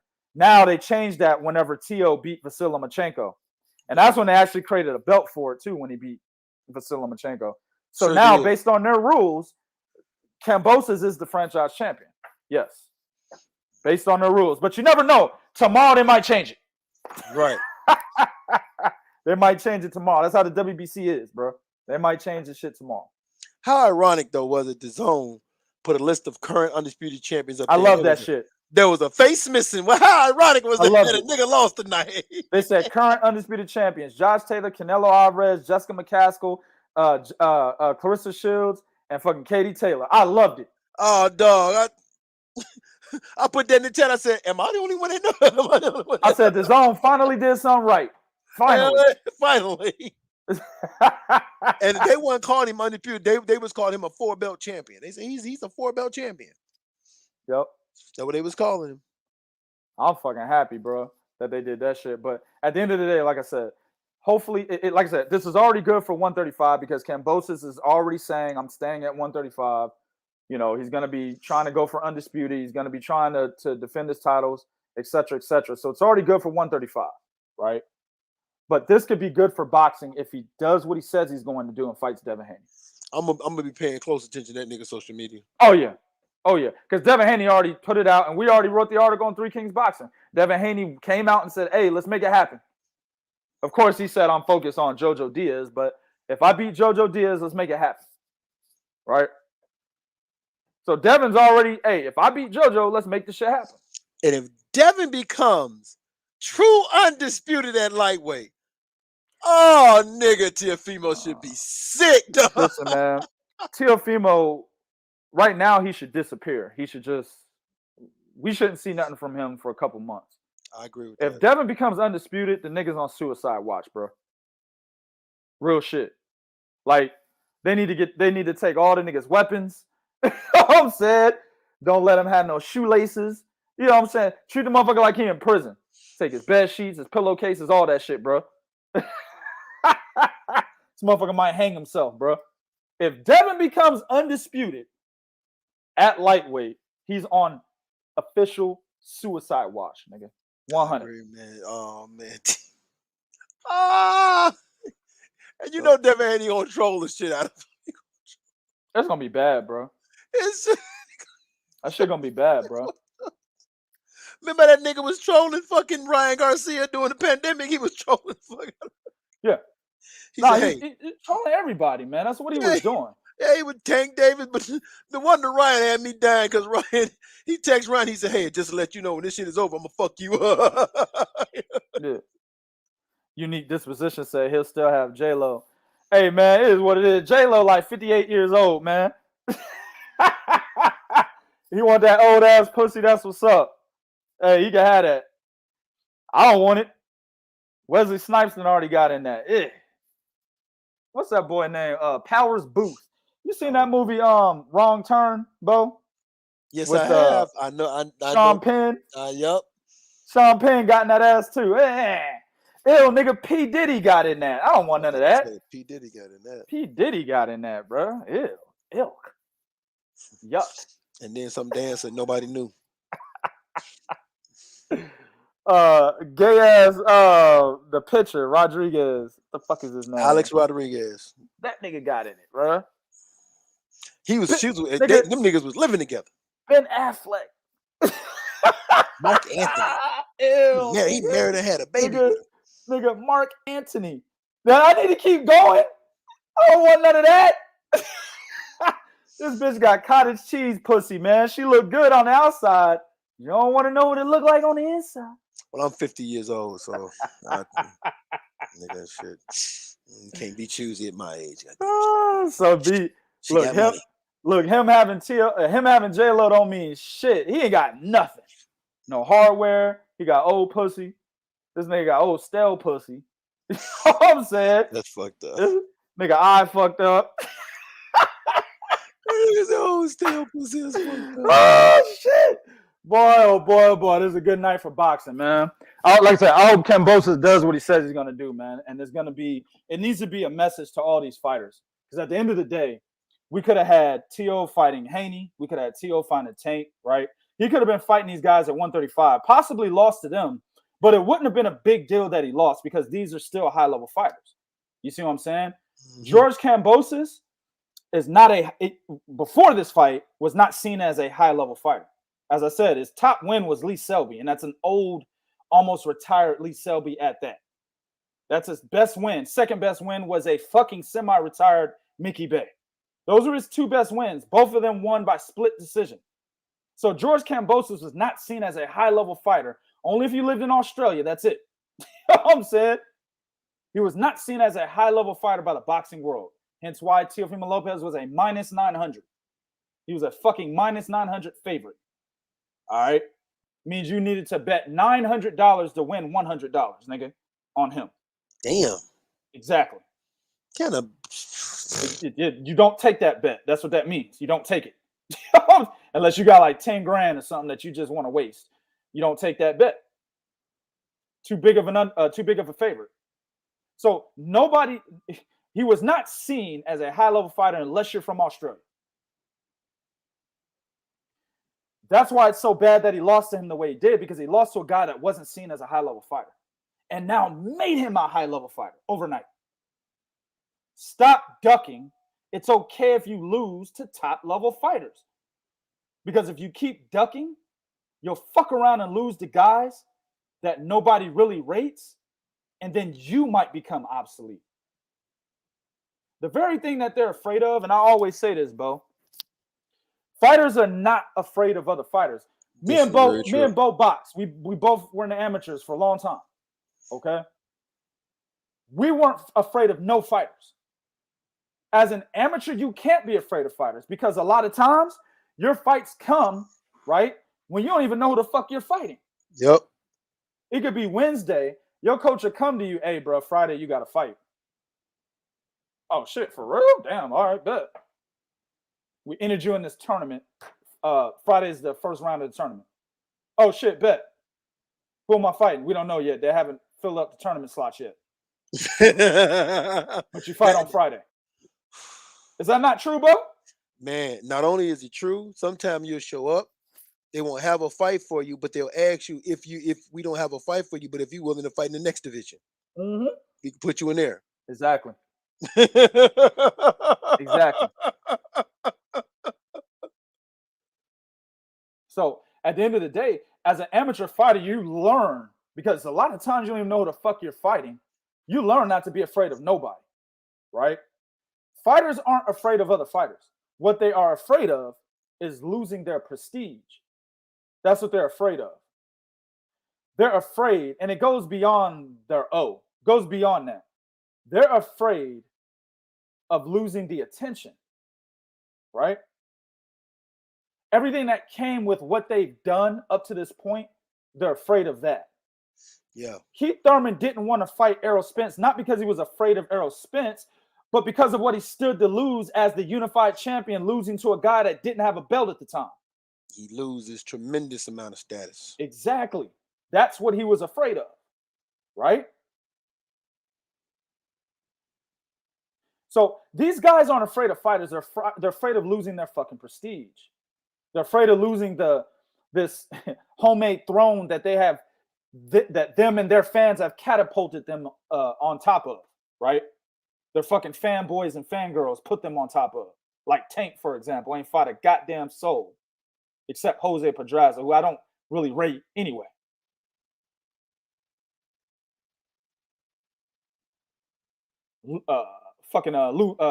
Leo Santa Cruz, right? Mm-hmm. Can you hear me? Yeah. Oh, okay. So, I mean, at the end of the day, that's what these guys are afraid of, man. And if George Kambosos shows that he's not afraid of that, and he says, fuck it, if he's like a Sean Porter, he says, fuck it, give me the best. Give me the best right now. And that's why Sean Porter is so well respected. Exactly. That's why he's so well respected. Even in defeat, his stock has never went down, even in defeat. Yep. Exactly. Exactly. So hopefully he keeps his word, man. I got one more point. What is it, 202? I got one more point, man. I got one more point, and then we're going to get the fuck out of here, man. I'm going to ask you, Bo, because this is going to be a question that needs to be addressed, right? Mm-hmm. Take this shit off here real quick. This is going to be a question that needs to be addressed. So this is the Three Kings. If you look at your screen, this is the Three Kings top 10. I haven't updated it yet. I only updated it after Terrence Crawford beat Sean Porter, right? Mm-hmm. Teofimo Lopez is number 7. Now, what George Kambosos has effectively done is he's beaten a top 10 fighter in the sport of boxing, according to us, right? Right. Does George Kambosos and number 10, I don't think they can see number 10. Hold on, let me move that down. Let me get rid of that. Number 10, Tyson Fury. There we go. Does George Kambosos leapfrog guys like Jermell Charlo, right, who's getting ready to fight for Undisputed again in February, right? Mm-hmm. Does he leapfrog knockout CP Freshmart, right? 105 WBA champion, long reigning champion down there at 105. I think the longest, right? Yeah, I think his reign is the longest. Yeah, it's the longest now because Wayne him and Ioka lost. Sure did. Does he leapfrog Morris Bradis, right? Guys of that nature, Demetrius Andrade, right? Niggas gonna be like, hell yeah. That's why I like. That's why I like. Oh fuck yeah! Right. That guy. Your Dennis Ugas just beat Manny Pacquiao. Does he leapfrog him? Does he leapfrog all of these guys who are in the honorable mention status, right, underneath number 10? Does he leapfrog those guys and take Teofimo Lopez's spot at number 7? Or do the guys shift up one position and we put Kambosos at number 10? Or does somebody else who would be at number 11, right? Mm-hmm. And everybody shifts up and that number 11 guy goes to number 10 and George Kambosos has to do more to get on this list. What do you think, man? All right. I don't have a problem. This one is what I think. I'm going to tell you what I believe, and I'm going to tell you what I wouldn't have a problem with. Now, I wouldn't have a problem with if everybody moves up and Kambosos goes at number 10. I wouldn't have a problem with it only because the degree of difficulty, what he had to go through, and where he did this at and how he did it in that way, in that style, right? So I wouldn't have a problem with that. Personally, no, he doesn't just leapfrog all those guys.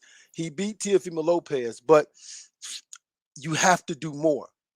All of these guys that's on this list, they did more. Teofimo Lopez beat Richard Comey, then he beat Vasil Lomachenko. Now Inoue, well, we already know he went division by division by division, beating champions, winning belts. Josh Taylor became undisputed, but he beat Regis Prograis, then he beat Ramirez. All right. Juan Francisco Estrada. Do I really need to go into that? Yeah. Right. Do I really need to go into Juan Francisco Estrada? Run Vasai? Gonzalez? Quadras? I mean, do I really need to go into Run Vasai? You whooping everybody ass, man. Yeah, okay. Earl Spence, Danny Garcia, Sean Porter. You see what I'm saying? Alexander Usyk, undisputed at fucking cruiserweight, but he beat Bradis, he beat Gasaev. I think was it Glowacki or was it Huck? You talking about Mars Bradis or Usyk? Usyk. He beat Huck. Huck. Okay, Huck. He beat Glowacki and Huck. Right. Okay, Glowacki, Huck, both. Bradis, Gasaev, and then he just beat Anthony fucking Joshua. Right? Canelo Alvarez. Really? Well, I mean, the guys from 6-1 aren't even in the discussion. Yeah, right. They're not even in. Yeah. Josh Taylor went through a fucking gauntlet to become undisputed. Yeah. First of all, he's undisputed. That's number one. Terrence Crawford, Alexander Usyk, Canelo Alvarez, undisputed champions are not even in the fucking discussion. Exactly. All right. Errol Spence has been beating the top fighters at welterweight, and he's a fucking unified champion. He's not in the discussion. Exactly. Naoya Inoue is, I believe, a 3 or 4 division champion. You know what I'm saying? And he beat the top fighters, or some of the top fighters outside of 115, of course. And at 118, what he's doing right now, whatever. But I'm about to say, mind you, if that nigga don't fight Casemiro, that's his ass. Fight Casemiro. He definitely needs to fight Casemiro. That's his ass with me. He definitely needs to fight Casemiro. But yeah, he won the WBSS at 118. That motherfucker's not in the discussion. Right. So Ioka? Yes. Well, I'm saying 6-1 are not in the discussion. Right. Because Zuda Ioka is a 3 division champion. And that motherfucker just sent Kosei Tanaka, you can kick your ass back down. I think Kosei Tanaka was borderline on this list. I think he might have been on this list. I got to go back and look at the old list. But he might have been on there. You know what I'm saying? But yeah, he beat the shit out of Kosei Tanaka. That was a fucking huge win. Now he's got a unification with Jerwin and Kaz in December. Yep. So yeah, no, that's not in discussion. And that leads to my point. He doesn't take Tio's spot at number 7 automatically. No, Zuda Ioka shifts up. Juan Francisco Estrada, I think you touched on that already. He shifts up. And he got Tyson Fury. What do you think about that one? I think Tyson Fury shifts up too, because at the end of the day, if you look at what he done, he still is the guy who did beat Vladimir Klitschko, and then he beat Deontay Wilder convincingly twice, actually 3 times in my opinion, but he beat him convincingly. So and so yeah, she shifts up. Yeah, he shifts up. I think so too. So that effectively puts him somewhere below 10. Do you think he's above Jermell Charlo? Who goes to 10? Jermell Charlo? Jermell Charlo goes to 10. Okay, what about Artur Beterbiev?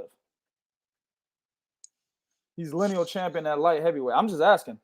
He's lineal champion at light heavyweight. Well, he beat Glowacki and he also beat, no, he don't. Nope. He beat Glowacki. Gavazic. I'm sorry, yeah, Gavazic and what's the other guy's name he beat? Gavazic. Just Gavazic? No, who did he beat to win the title? I can't remember. Fucking oh yeah, that's right. I can't remember. Was it Callum? Did he beat Callum Johnson? I don't even remember who he beat to. Nah, he defended the IBF title. He did. I don't even remember who. Beterbiev is a question mark. I might be okay with that one because I value Teofimo Lopez a little bit better than I did Gavazic. He beat Enrico Colling. I remember that fight. Okay, no. Beterbiev, I wouldn't have a problem with him going over Beterbiev. That's what I said. You said who else did he beat? Gavazic, nigga. That's all he beat. That's why I had to think. What else is he? Yeah. Now, if he was to have beat Joe Smith Jr. and had all 3 belts, then that's a different conversation. Yep. Exactly. Yeah. So effectively, man, we're gonna move this up. We're probably gonna put Jermell at number 10. That's probably what I'm gonna do. You know what I'm saying? And then, depending on how if he becomes undisputed, he moves up a little bit more. But the fight's in Houston. The nigga got all the cards in his favor. Yeah, he got him in his favor this time, don't he? My man Jamar asked us. He said, how do you think about the fight between Ioka and Jerwin and Kaz, bro? Man, I love that fight, but I think Kazuda Ioka gonna get him, man. Here's the thing. I like this fight. Now, Ioka didn't look good in his last fight at all. That kind of worries me a little bit because sometimes Kazuda Ioka can fight to the level of his competition. He sure does. Yeah, he sure does. And that really worries me, right? But here lately, Jerwin and Kajas really hasn't been impressing me either. Well, Jerwin and Kaha, so remember that motherfucker had a draw with the dude that just fought tonight. Sure did. Fucking that fought Gary Antonio Russell. He had a draw. Alejandro Santiago. Yeah. Right. He had a draw with that motherfucker, right? So but Ioka seems to raise his game when he knows he's going up against these guys, just like he did with Kosei Tanaka. So I like that fight, man. I'm gonna take Ioka in that fight. Yeah, I'm gonna take Ioka in that fight. I'm taking Ioka because I see what you're saying about the inconsistency of Ioka sometimes, and Kajas has been very inconsistent for a long time. You know what I'm saying? I mean, it goes beyond, before Alexandro Santiago. I mean, he didn't look good against Jonas Sultan either. No, you know what I'm saying? So he knocked out Jamie Conlon, but I didn't like the way he looked in that fight. You see what I'm saying? I mean, he put him down several times, but I just didn't like the way he was fighting in that fight. And I probably was fighting that fight order. What's the last fight he had? What's the cat name? Javier. What's the nigga's name? He just fought. Jonathan Rodriguez. Yeah. I didn't like how he looked in that one either. But the Jamie Conlon fight, I was seeing some holes in his game. I see holes in your game, right? I'm seeing that shit. and that's probably what led to the performances against Sultan and Rodriguez and Santiago. You see what I'm saying? So, and Kajas has been fucking inconsistent for a while, bro. So I'm gonna take Kazuda Ioka. And plus, the last guy who stepped up in a huge fight between these two and won was Ioka when he fought Tanaka. So I'm going with Ioka, nigga, and it might not be close. I'm going with Ioka because he's a Japanese nigga. Yeah, braids and shit, drink Hennessy, smoke weed and shit. Tattoos and braids. Hell yeah. Hell yeah, dog. I'm gonna address one more comment. Sorry, we couldn't get to y'all's comments, man. There was a bunch of comments in here, and there was a lot of shit we wanted to address regarding Tio and the state of boxing and all that shit. But there was a comment in here. Somebody wanted you to speak on the coaching of Teofimo Lopez Sr. And let me address that. Let me dress that up for you so you can take it. Oh, yeah. The coaching that you witnessed from Teofimo Lopez Sr., how does that measure up against the coaching from Angel Garcia, Ruben Guerrero, right? Dads that are training their fighters. How does that measure up to that coaching, bro? Oh man. Let me say something, man. A lot of these guys, when they train their son, like Kenny Porter Kenny Porter knows the sport of boxing. Kenny Porter did a lot of amateur coaching. He was part of the Olympic team, coaching the Olympic team. So he knew a lot about boxing. A lot of these fighters' fathers don't know that much about boxing, but what they try to do is motivate their child. They don't know boxing, but they know their child, so they try to motivate their child. Mm-hmm. Okay. Teofimo Lopez is not somebody that trains his son. He's somebody that pays someone to train his son. Then he goes in the ring and tries to motivate his son. His coaching tonight, F. They got a solid F. God damn. And I'm gonna tell you why I was an F. Number one, this motherfucker, I don't know what fight he was watching, but I think it was the 4th or 5th round where it was clear that Teofimo Lopez got his ass whooped. And he told his son, that's the shit I like to see. That's what I'm like, what the fuck are you talking about? What do you mean that's what you like to see? Then there was another one, like in the 7th round. He told his son, he's slowing down, son. You see that? He's slowing down, man. You got to him. Did you see that one right hand? Yeah, I saw the one right hand, but did you see the 2 minutes and 45 seconds he was getting his ass whooped on? Right. Did you see that? Right. Then I didn't hear him giving his son no sound advice on what to do, on his movement, his punch placement, what to look out for coming from Kambosis. You know what he told you? You know what he told him? He said, all he got is that overhand right. That's what he told him, right? Oh, son, all you got is the overhand right. Well, how does he avoid that? Are you going to tell this nigga how to avoid that motherfucking overhand right? And then in the last rounds 11 and 12, he thought the knockdown around 10. He must have thought the knockdown around 10 was enough for him to win, because in rounds 11 and 12, there was no sense of fucking urgency going 11 and 12 like we saw in the Vasily Lomachenko fight. There was no sense of urgency. He didn't say, man, you got to knock this dude out. There was no sense of urgency at all, period. So I don't know what fight he thought he was watching or what fight he saw. Number one, my son comes to the corner with blood all on his face. Look here, man. Look here, nigga. Look, dog. Man, look, man. You got to move. You got to get in place, man. You got to rough this motherfucker up. Get him against the corner. Stop throwing one punch at a time. Stop standing there with your chin high up in the air, all right? Hey, look for the counters. Every time you hit, look for the counters. Step to the side. Pow. Hit him with a left hook. That's what I'm saying. I say, we need this, man. You undisputed. We fucking need this, nigga. You embarrassing me, bitch. Go ass out there. Hey, that's the kind of trainer I like. Motherfuckers didn't like what's that boy name? Stony Stone. John Ruiz's trainer. Yeah. Like, I like trainers like that. Fucking Teddy Atlas. I need to get smacked. If something's wrong with me, bro, like when he told Michael Moore he's gonna fuck him up, like that's the type of shit I need, bro. You know what I'm saying? What's that shit Virgil Hunter told Andre Ward? Is, hey, look at me. The hell are you doing out there? That was against Sergey Kovalev. What the hell are you doing out there? That was against Kovalev. Yep. Yeah, shit. What's the Angelo Dundee? You're losing it, son. You're losing it. Yep. You're losing it out there, son. You losing. Emmanuel Stewart, what did he tell Jermaine Taylor? Hey man, you gotta do something, goddamn it, shit. What the fuck you gotta do something, goddamn it, shit. What the fuck you gonna do? You gotta do something, damn it.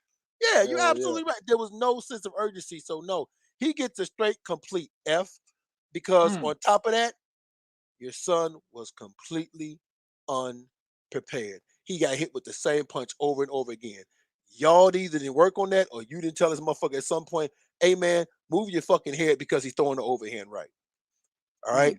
You did not tell your son, hey man, don't have your head on the center line because you get hit by the jab. They were unprepared, and then you didn't even coach him properly to help with that unpreparedness. That's a fucking F in my book. So let me read this real quick. So we said we were gonna go back to his comment before we ended the show, right? Oh my man.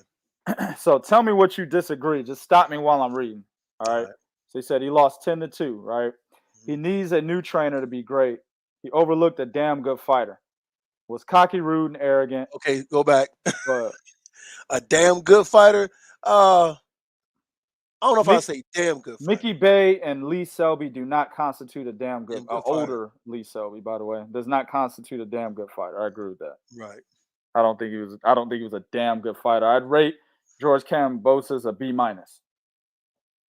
And that's me watching him. I didn't just know him today. For you Australians out there, I knew this motherfucker way before he fought Mickey Bay. All you gotta do is go to 3 King Boxing recaps, and you'll see exactly owner name right there. Exactly. So he said to take the mic and say he was cheated. Wow, he wanted no bit. I think he went no bit of that rematch Kambosis offered him. He is not a good fighter at all. Stop. Yeah, I was gonna stop anyway. Stop, nigga. Stop, nigga. Stop. Oh, we can't say Teofimo Lopez. Listen, Teofimo Lopez is a very good fighter. He passed the eye test coming up. We saw what he did against Vasily Lomachenko. Understand, man, you don't knock out a Richard Coleman in the second round. You don't fight a Nakatani and was getting outboxed by Nakatani, then made the adjustments when he was getting outboxed to actually come back and win that fight. Then he knocks out Richard Coleman. Then he does what he does with Vasily Lomachenko. So you can't say that he's not a good fighter. He was beating up the C and the D and C level fighters convincingly. He struggled one time, and that was against Nakatani. So I can't say he's not a good fighter at all, man. No defense, none. No. That's wrong too. That's wrong too. He has defense, man. I've seen him do a pull counter. I've seen him do a catch and counter. So he's got defense. He will never be the same. His dad put him in a bad position, and I feel very sorry for him, but it's boxing.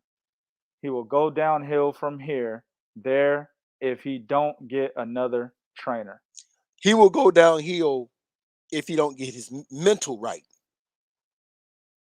Yeah. That's the most important thing because he's been able to overcome his father not being a good trainer because exactly right. same thing with Danny Garcia, right? Yep. I think the only really, I mean, in my head right now, the only trainer that's a good trainer that's a father, in my opinion, that's a decent trainer anyway, is Kenny Porter. He's decent.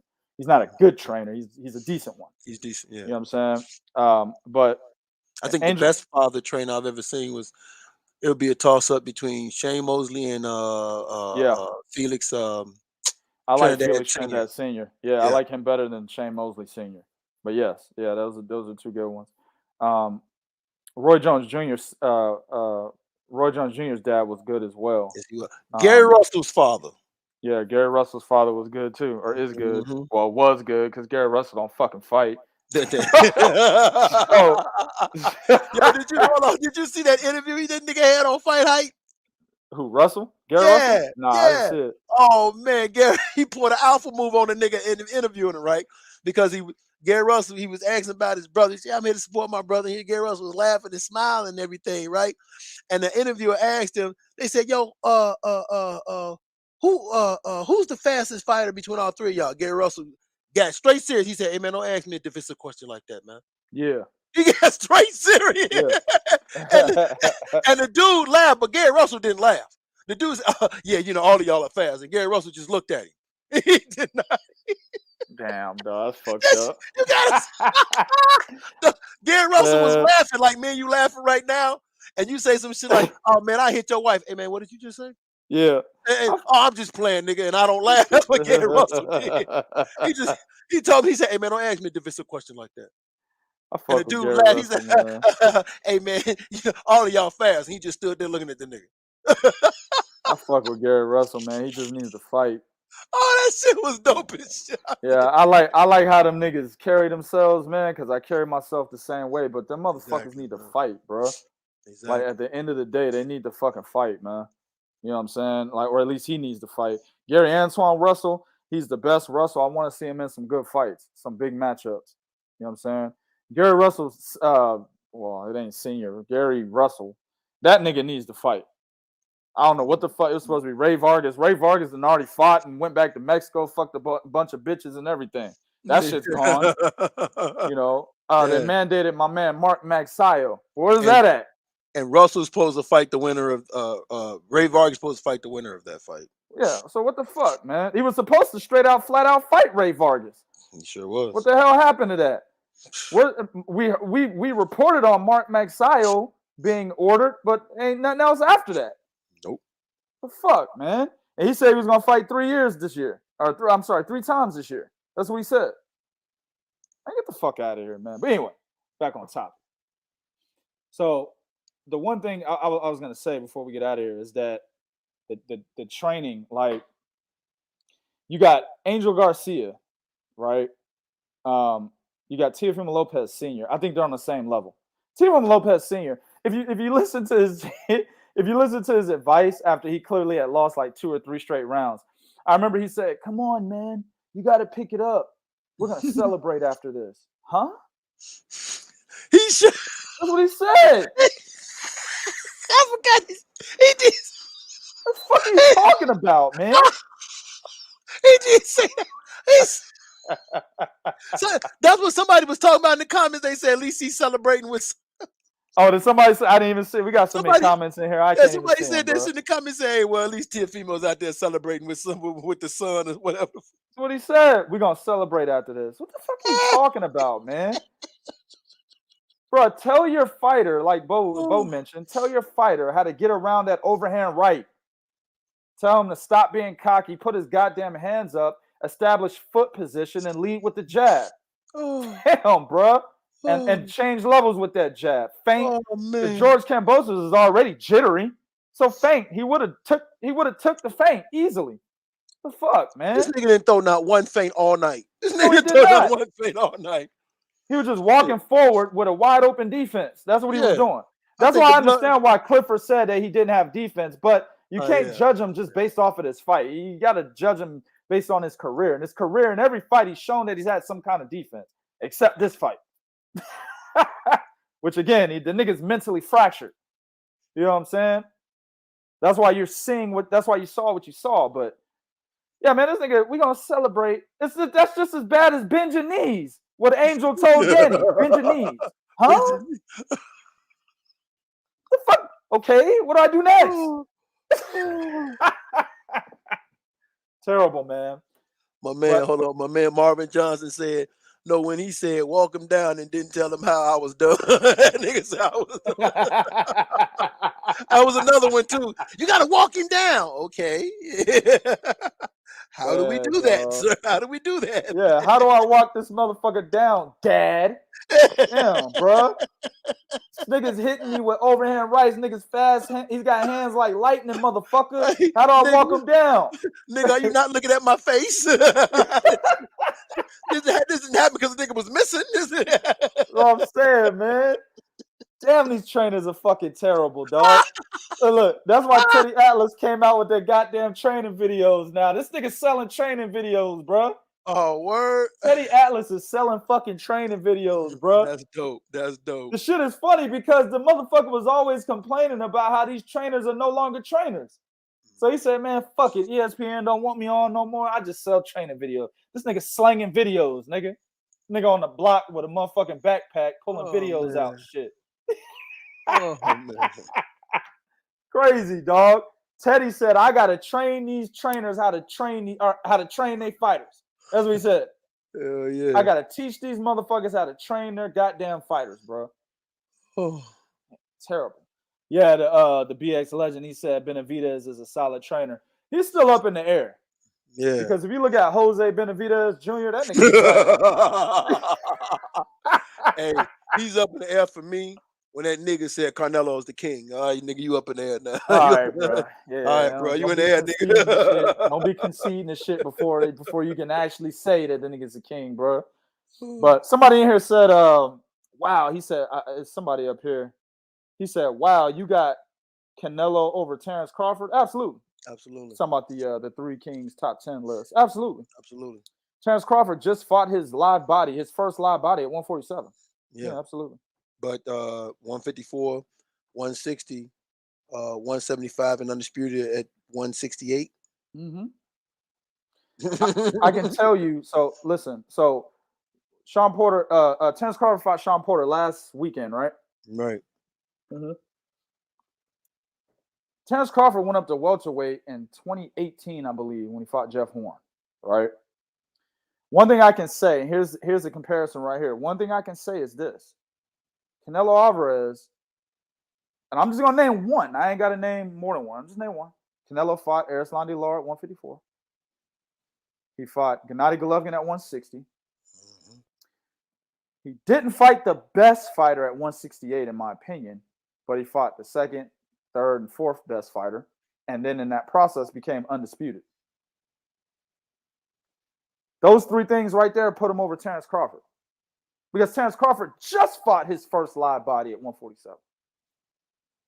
So at 135, Terrence Crawford fought Ricky Burns, right? At 140, he fought, I'll give him Julius Ndongo because Julius Ndongo was unified. I got to give him that, right? And then he just fought his first live body last weekend at 147. He sure did. So Canelo's better than him right now because of the resume. Skill-wise, no. I think Terrence Crawford is more skilled than Canelo is. Absolutely. Actually, let's say this. If they were both in the same division, I'd pick Terrence Crawford over Canelo. Canelo wouldn't fight the nigga anyway. No, hell no. Let's put that on the table. Division? Hell no. Yeah, Canelo would not fight Terrence Crawford if they were in the same division. And shit, that nigga would be Andre 2.0. Yeah. Crawford would be chasing that nigga up several divisions, multiple divisions like Demetrius Andrade is. And Canelo would never fight Terrence Crawford. They were in the same division. But let's just say, hypothetically, they were in the same division and that fight was made. I have Terrence Crawford winning that fight. But that's not just all what the top 10 is really about. That's just part of it. The other part of it is resume. The other part of it is what have you done lately? Lately, Terrence Crawford just beat his first live body at 147 while Canelo just became undisputed. Very true. And a four-time or four-division champion. So, yeah, he's over Terrence Crawford. And it's a no-brainer. Now, Terrence Crawford fights Errol Spence and wins, guess who's number one?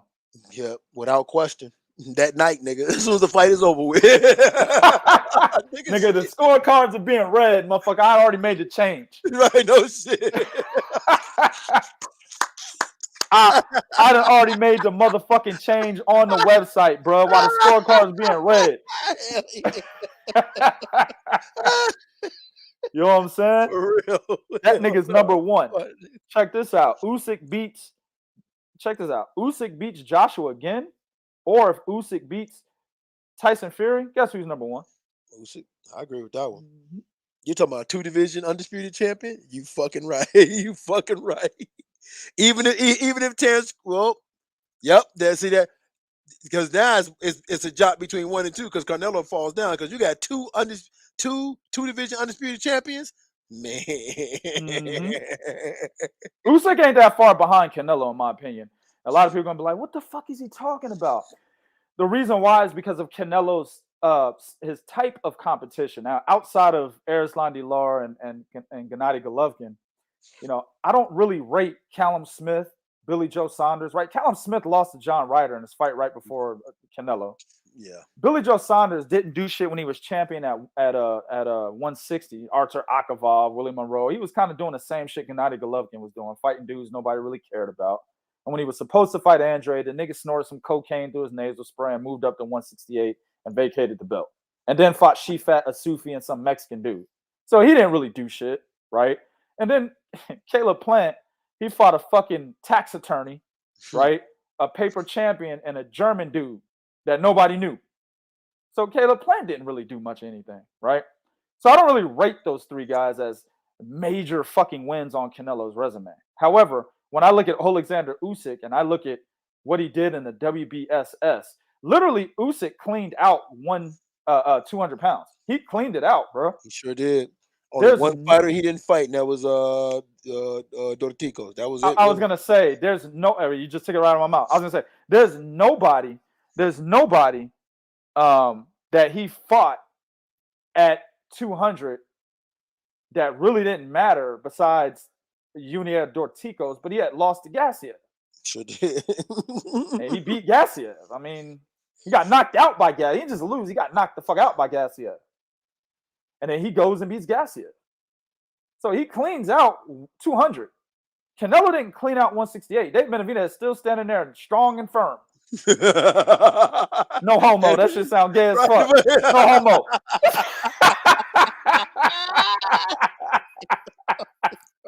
That shit sound gay to the motherfucker, dog. Hey, you can stand there firm, nigga.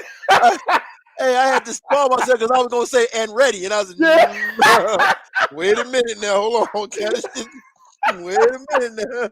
No homo, right? You know what I'm saying? But this motherfucker cleaned out 200, then went to heavyweight and fought the best heavyweight. I'm sorry, nobody can tell me that Anthony Joshua was not the best heavyweight, dog. Yeah, he was. I'm not talking about skill. Skill-wise, Tyson Fury is the best heavyweight, skill-wise. But in terms of accolades and the most prestigious heavyweight, it was Anthony Joshua, man. This nigga holding 3 belts. He was like Teo at lightweight. As much as Teo was pissing me the fuck off, he was the most prestigious dude at lightweight. Sure was. So Anthony Joshua was the most prestigious dude at heavyweight, man. And he went up there and whooped the top dog's ass, man. Yep, convincingly. Convincingly. Yeah. He didn't just squeak by, nigga. It was convincingly. Word, dog. So, even Joshua knew he lost. Yeah, Joshua didn't dispute the shit at all. No, that nigga walking to his corner at the end of the 12th round, like, yeah, I know I lost this motherfucker. Yep. Hey, I agree with that. The BX legend, he said Billy Joe Saunders was winning before he was knocked out against Canelo. I agree with that. I had him winning by a round. I had him winning by a round.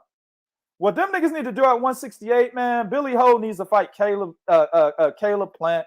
Caleb Plant needs to fight Callum Smith. Callum Smith needs to fight Billy Ho. And then all them niggas need to fight David Benavidez. That's what needs to happen, bro. Like them dudes, and I bet you them niggas would trade losses and shit. Caleb would lose to Billy Joe. Billy Joe fucking around lose to Callum. Callum lose to David Benavidez. Benavidez wouldn't lose to none of those guys. No, I'm about to say he ain't losing none of them. He whooping all that. He wouldn't lose to none of them dudes. Just have a fucking 4-man tournament with them 4 niggas, because if Canelo ends up vacating, he has a track record of vacating. I think Canelo tries to get Makabu if the Bisu Machuno takes step-aside money. He gets Makabu in May, takes that whack-ass belt, then goes down to 175. That's what I think. You know what I'm saying? He has a track record of vacating. He might vacate all the belts at 168. Them niggas need to have a 4-man tournament. So, check, man. Put what's his name on there. Put what's his name on there. Fucking Jamal Charlo. Because he ain't going to fight Demetrius Andrade at 160. Put him up at 168. All of them need to fight each other, bro. But anyway, man, but Usyk, all he got to do, Bo, is beat, in my opinion, all he's got to do is beat Joshua again. Number 1.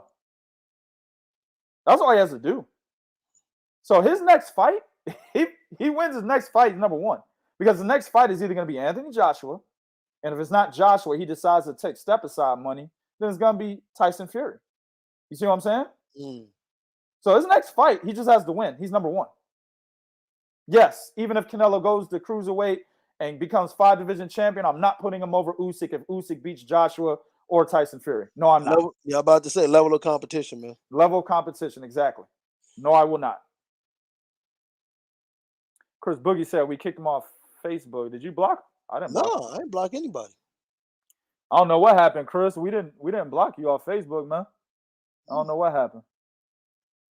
Maybe Facebook blocking niggas. We don't even know about the shit, man. They're like, damn, niggas, 3 o'clock in the morning or 4 o'clock in the morning. Get the fuck off. 3 Kings Hey, Ghost, 3kingsboxing.com, man. We got you covered. Yeah. That Joshua said about stepping aside. Yeah, 3kingsboxing.com, bro. Y'all, we do this. Like, you know what's funny is we've been on here this long, but me and this nigga has talked longer than this when we come to boxing. They're like 5-6 hour conversations. Just talking boxing, 5 o'clock in the morning. All right, nigga, I'm gonna lay down 30 minutes, go to work. Exactly. Exactly, bro. That shit crazy, man. Shit crazy. All right, man. We're gonna get the fuck up out of here. Hey, man, if y'all are new to the channel, we consistently had over 180 something people in here, 200 something people in here, man. Y'all new to the channel, go ahead and hit that like button, hit that subscribe button, man. We do this. We don't do this every day, but we do jump on here and talk boxing. And usually our shows are this long because we're gonna cover a whole lot of content in one show. You know what I'm saying? So if you like what you hear, you like the laughs, you like the education and knowledge, you like the transfer knowledge, go ahead and hit that like button, hit that subscribe button. Also, man, check us out at 3kingsboxing.com, your source for pure, unadulterated boxing information. Hit us up on Instagram at 3kingsboxing, Twitter at 3kingsboxing, facebook.com/3kingsboxing, man. Damn, boy, this is a good night. Boy, I'm about to have me another drink, bro. My man, only channel to fuck with, 100. My man. That's what's up. Appreciate that shit, dog. Appreciate that shit. I'm about to have me another drink, nigga. I ain't ready to go to bed. Shit, nigga, I'm gonna drink and go to work. I'm finna drink, nigga. Shit, fucking motherfucker. You know what? I might ride by my old neighborhood and give me a hit. Go to work, nigga. This nigga here, bro. Stupid, bro. See if I can find me my own J-Lo on Madison Avenue. So stupid, man. All right, y'all. Appreciate everybody in the chat, everybody that donated here in the chat, and everybody that donated to the PayPal. We don't ask for donations. Not one time do you ever hear us ask for donations. So when you do that, we definitely appreciate that shit, man. Until the next one, we out this bitch.